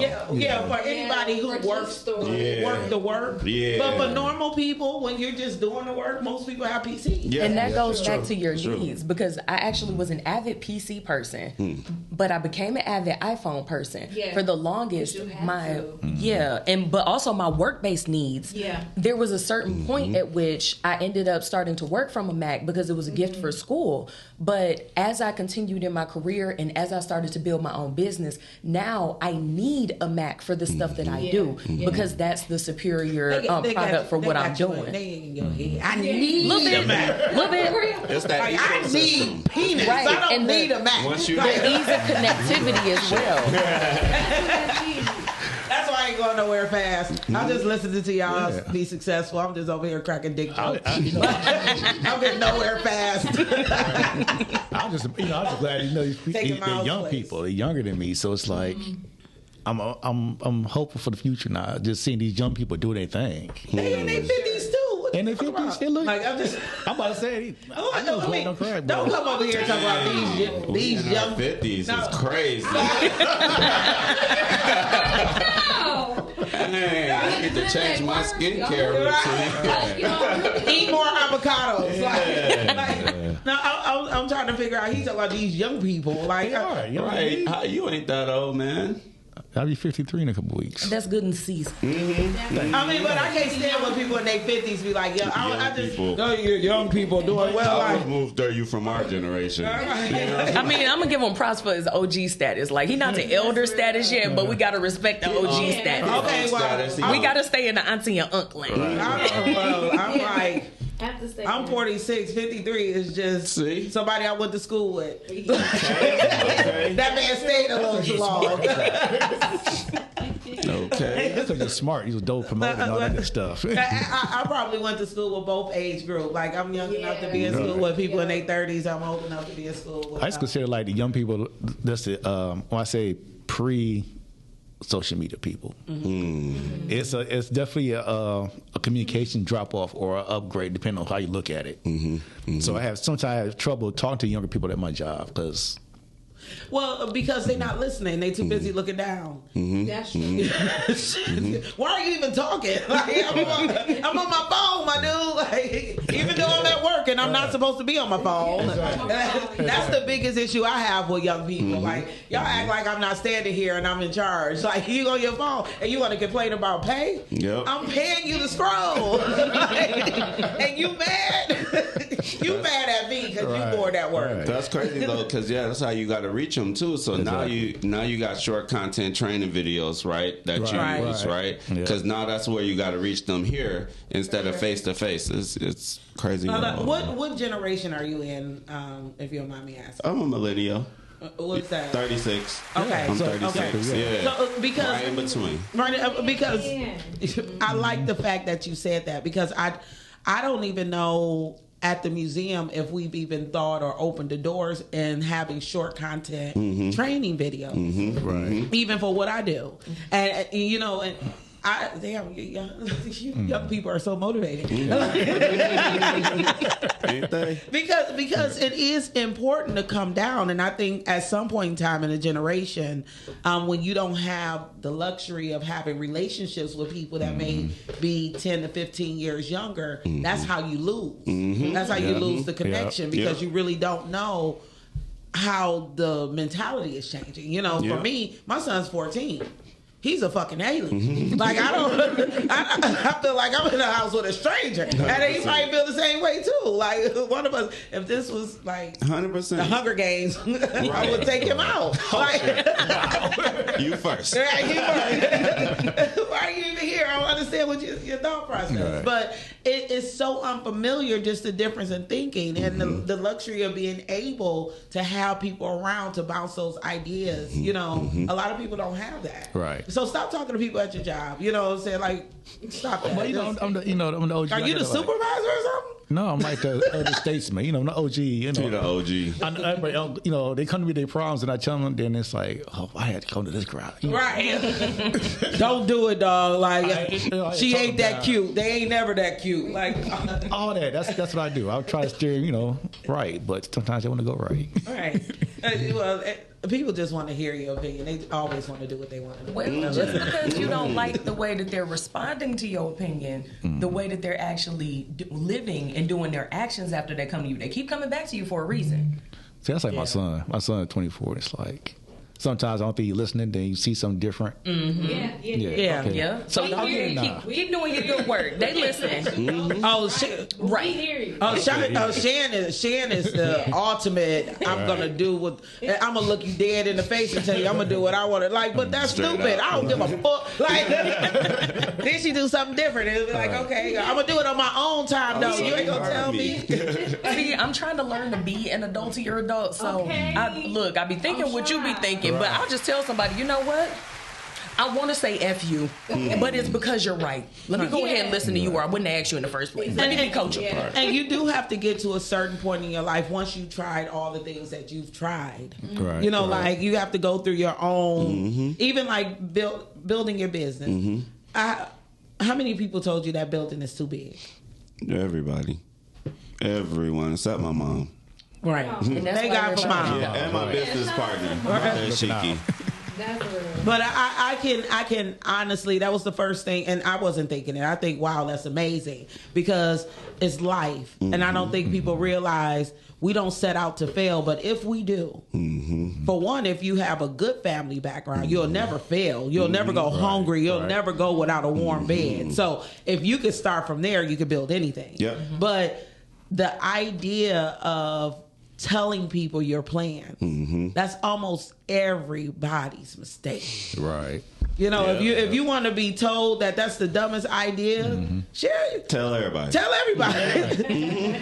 Tell your best friend. Like, I thought you was my best friend. Like, so one more time, guys, we have on November 15th, that is Saturday from 10 to 3 p.m. the Collective Care Fair. That's going to be on 15400 Grand River. Bridgie, I can put your glasses on. Bridgie Gapson Society. You gotta try to be sexy without your glasses. I mean, like, I'm sexy with my glasses. but one more time, I think people are wondering, when do I come? Why do I come? How do I find out what programs are going on? Do I bring my child? How old do you have to be? Are you doing stuff for seniors? Are you doing stuff for kids? Like, okay. How do you start? So I would say you're welcome to come anytime. We're usually there 9 to 5, regular day. Why you would come? You want to learn something new. We have so many things other than the skill trade. We have a game room that should be opening next week. So if your kid's in the gaming, bring them out. Come check us out. Why would you come? Because we're in the community and we're for the community. We're built for you guys. This is your space. It's collectively for the community. So how do you make money? So my business model is centered around getting funding from the grant funding, but I saved up for this, so we have a little runway now. And I'm asking, like, are all these programs free to the community, or some of them paid? Like, am I taking courses with you? Just to give an idea. And do you have a website? So yes, let's start with the Facebook page. Let's start with the Facebook page. The Facebook page is The Collective. The website is multifaceted since we have about 11 different businesses, so it's not fully up yet. But the Facebook page is updated all the time. We have free programming, we have paid programming, and we have programming that the state of Michigan and city of Detroit paid for as well. So the best thing to do is just come out. Come check us out. Tell us what you're looking to do. We can look into the options of how to get you there.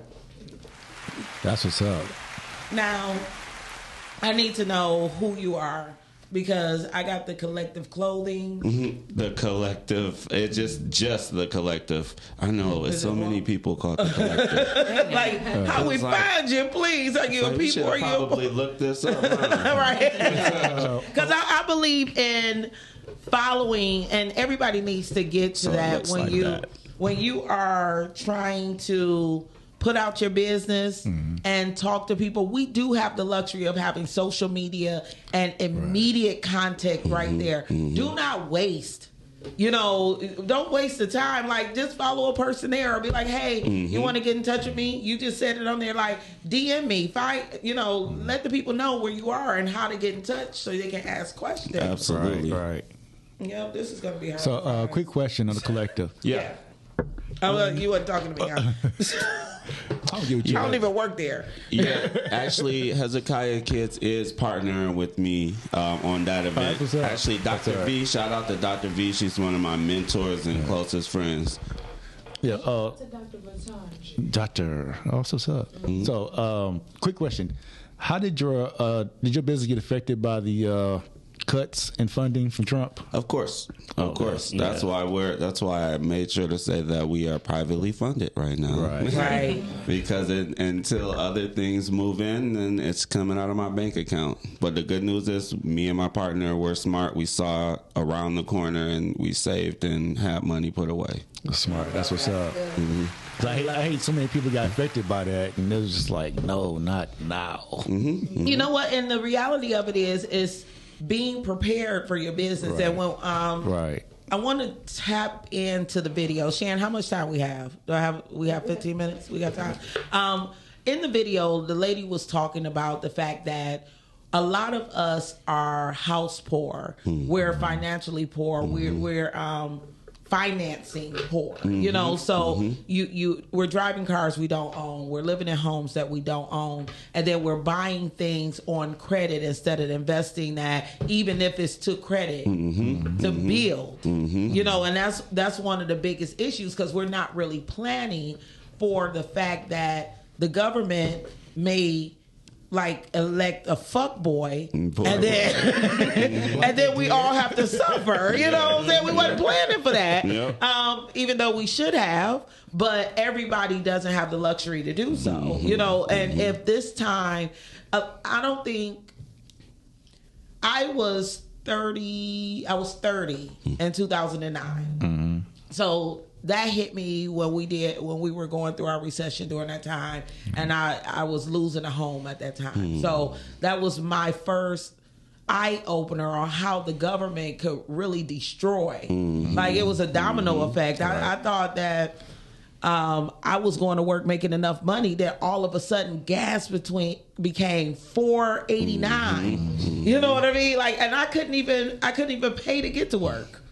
You know, and everything happened from then and then, and I ended up losing my home, this, that, and the other. So this go round, I'm like, I'm good. You know what I mean? I'm going to build a community where I'm close to my family, where we eat together and we share food, we barter things. I surround myself with people who are like-minded. You know, so I'm just telling our audience, those of you who are out there listening, make sure that you start building relationships with people, because we don't know how long we're going to be in this. And it feels like 3 years, but we got 3 years to go. You know, like, I'm exhausted. And you got to hope that's sustainable for you, because, like, you know, and not to knock anybody that owns their own home, I'm tired of home ownership. I want to rent an apartment right now. Oh, girl. And like, when you look at your total finances overall, right now in my life, is it imperative for me to own a home for me specifically?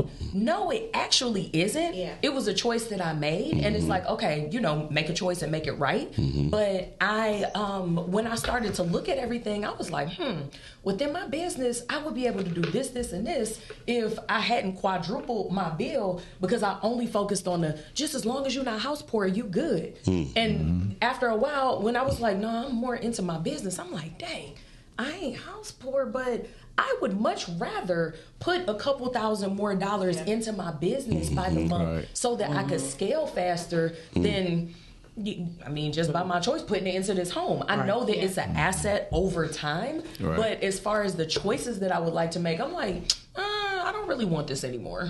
And I tell people all the time, my situation is luck. You know what I'm saying? I rehabbed the property from scratch. You know, I didn't just go out and buy something. You know what I'm saying? I took everything I had and I was able to pour into it. That took me less than $20,000 to do. And even for myself, this is my son's home. You know, because I am very interested. I mean, I'm very focused on making sure that him as a black man don't ever have to be a homosexual. You know, so I will be having a condo. Fuck that. Like, when he's 18, I will be 50. I will be close to the closest Walmart. And I will be able to walk without somebody robbing my old ass. It is, I give no fucks. I would not die at 6 miles and 75. He'll be fine, though. He got a house. He got it right. And he won't have to do nothing but pay taxes. And when he gets old enough, if he decide to give that to his young person in his life, then that's what it's for. You know, but generational wealth. That is the point. You know, to build something and keep moving on. But hell, fuck no. Will I be 65? I'm trying to get my parents out now. You know what I'm saying? The luxury, like, I'm selling all this shit.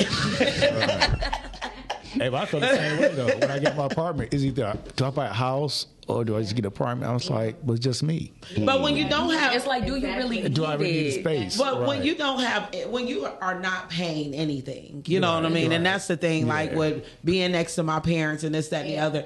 We have 2 homes. We have a total of 8.5 lots on the block.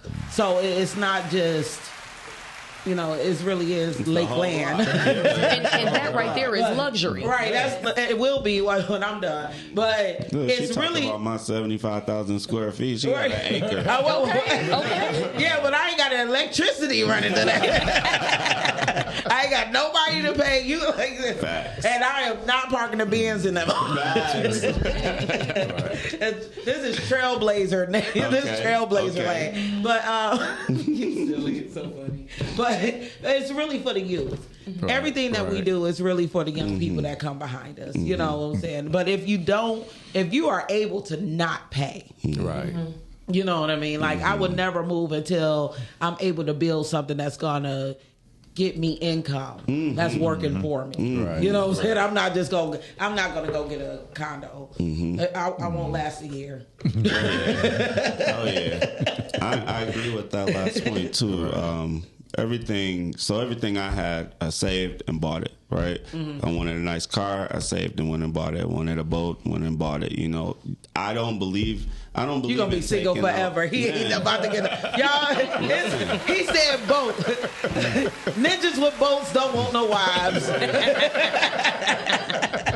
Depends, but yeah, no, I'm just saying I believe in buying stuff. You know, now I'll just take ownership of this. I ain't worried about nobody coming and taking this from me. If there's a downturn in the economy, I'm good. Everything that's mine is mine. Taxes, yeah, you have to pay them, but everything that's mine, I own it. You know what I mean? Right. And that is something that they were speaking to in the video, and I think a lot of people need to pay attention to. And I hope if people get a chance to have finance classes or anything over at the collective, that is a very important part. You cannot have more money out there than what you have. You know what I'm saying?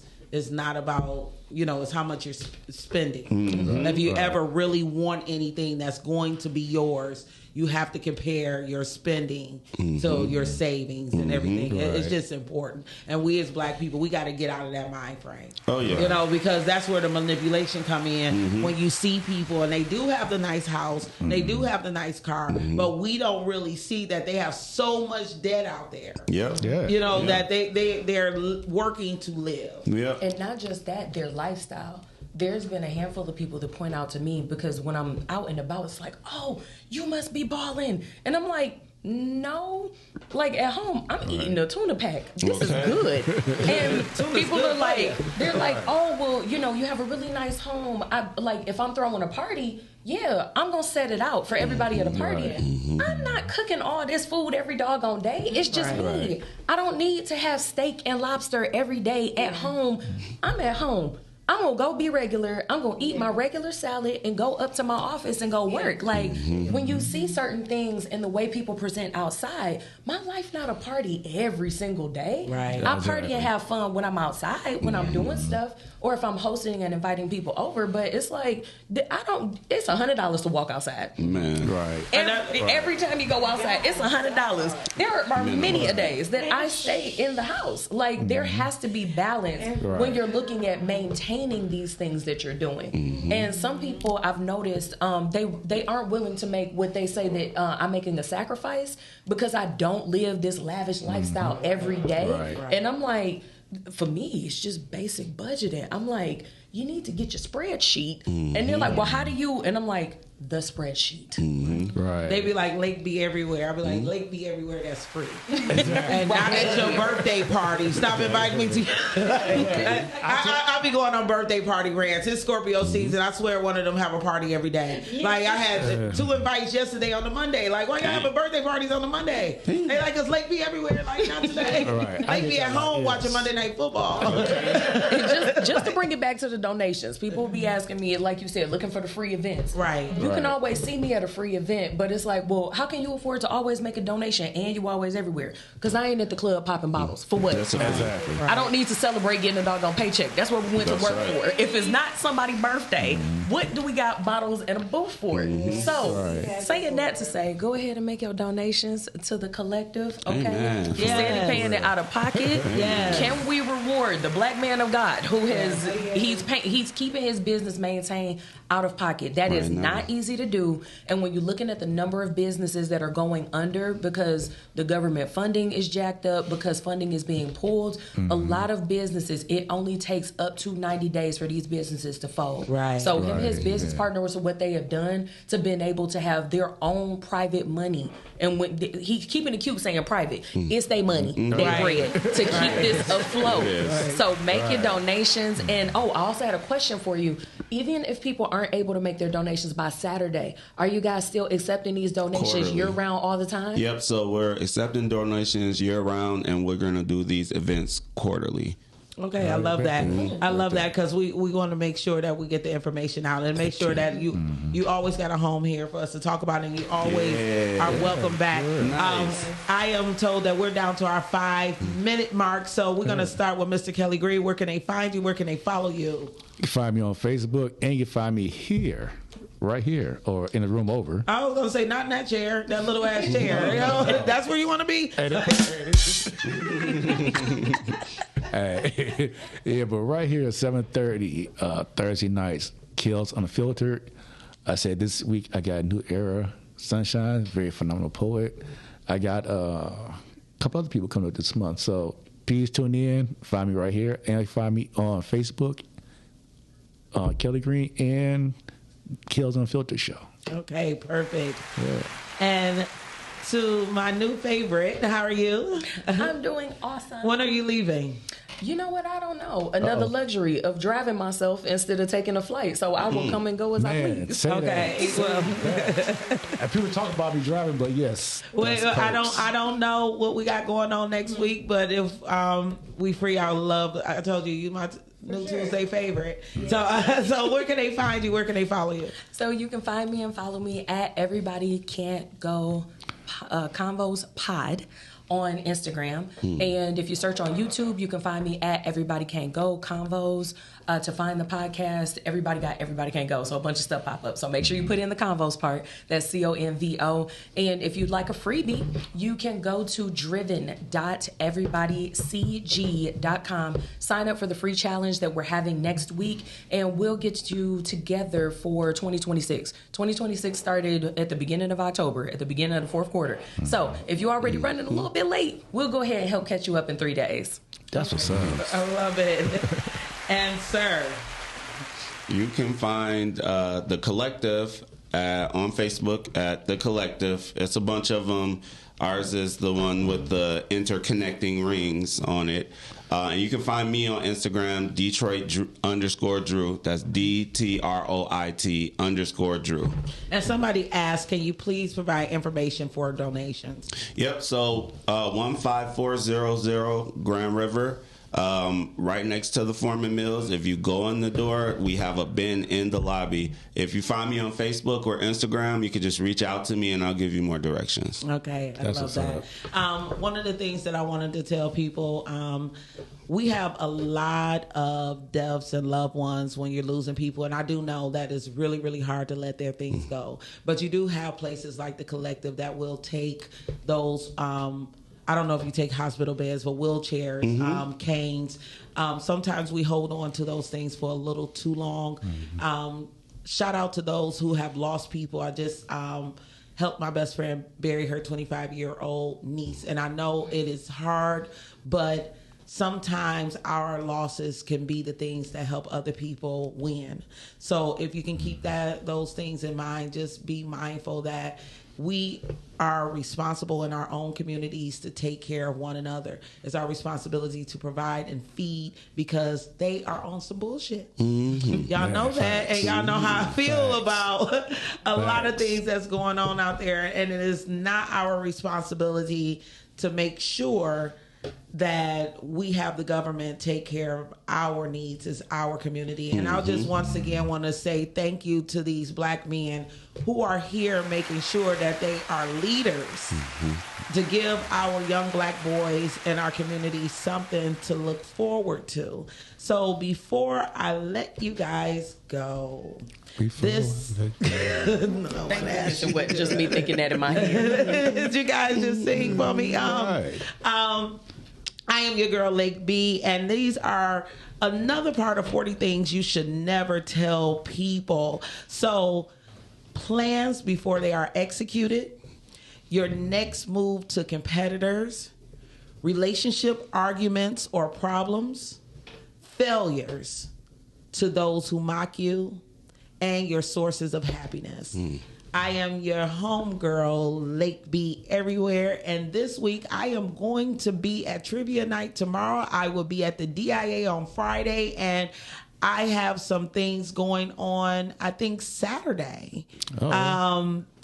Design Core is doing panel discussions, so if you're always down for anything that's going on in the D, you can always DM me on all platforms.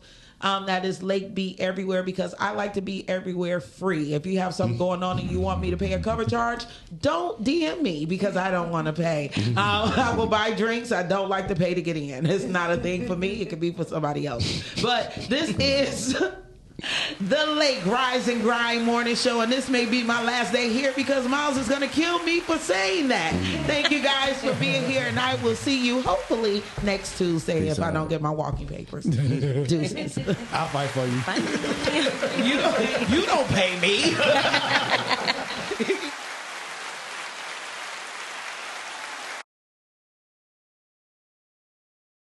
Rise and grind, morning show at 9:15 a.m. Monday through Friday, great conversation, guest appearances, 'cause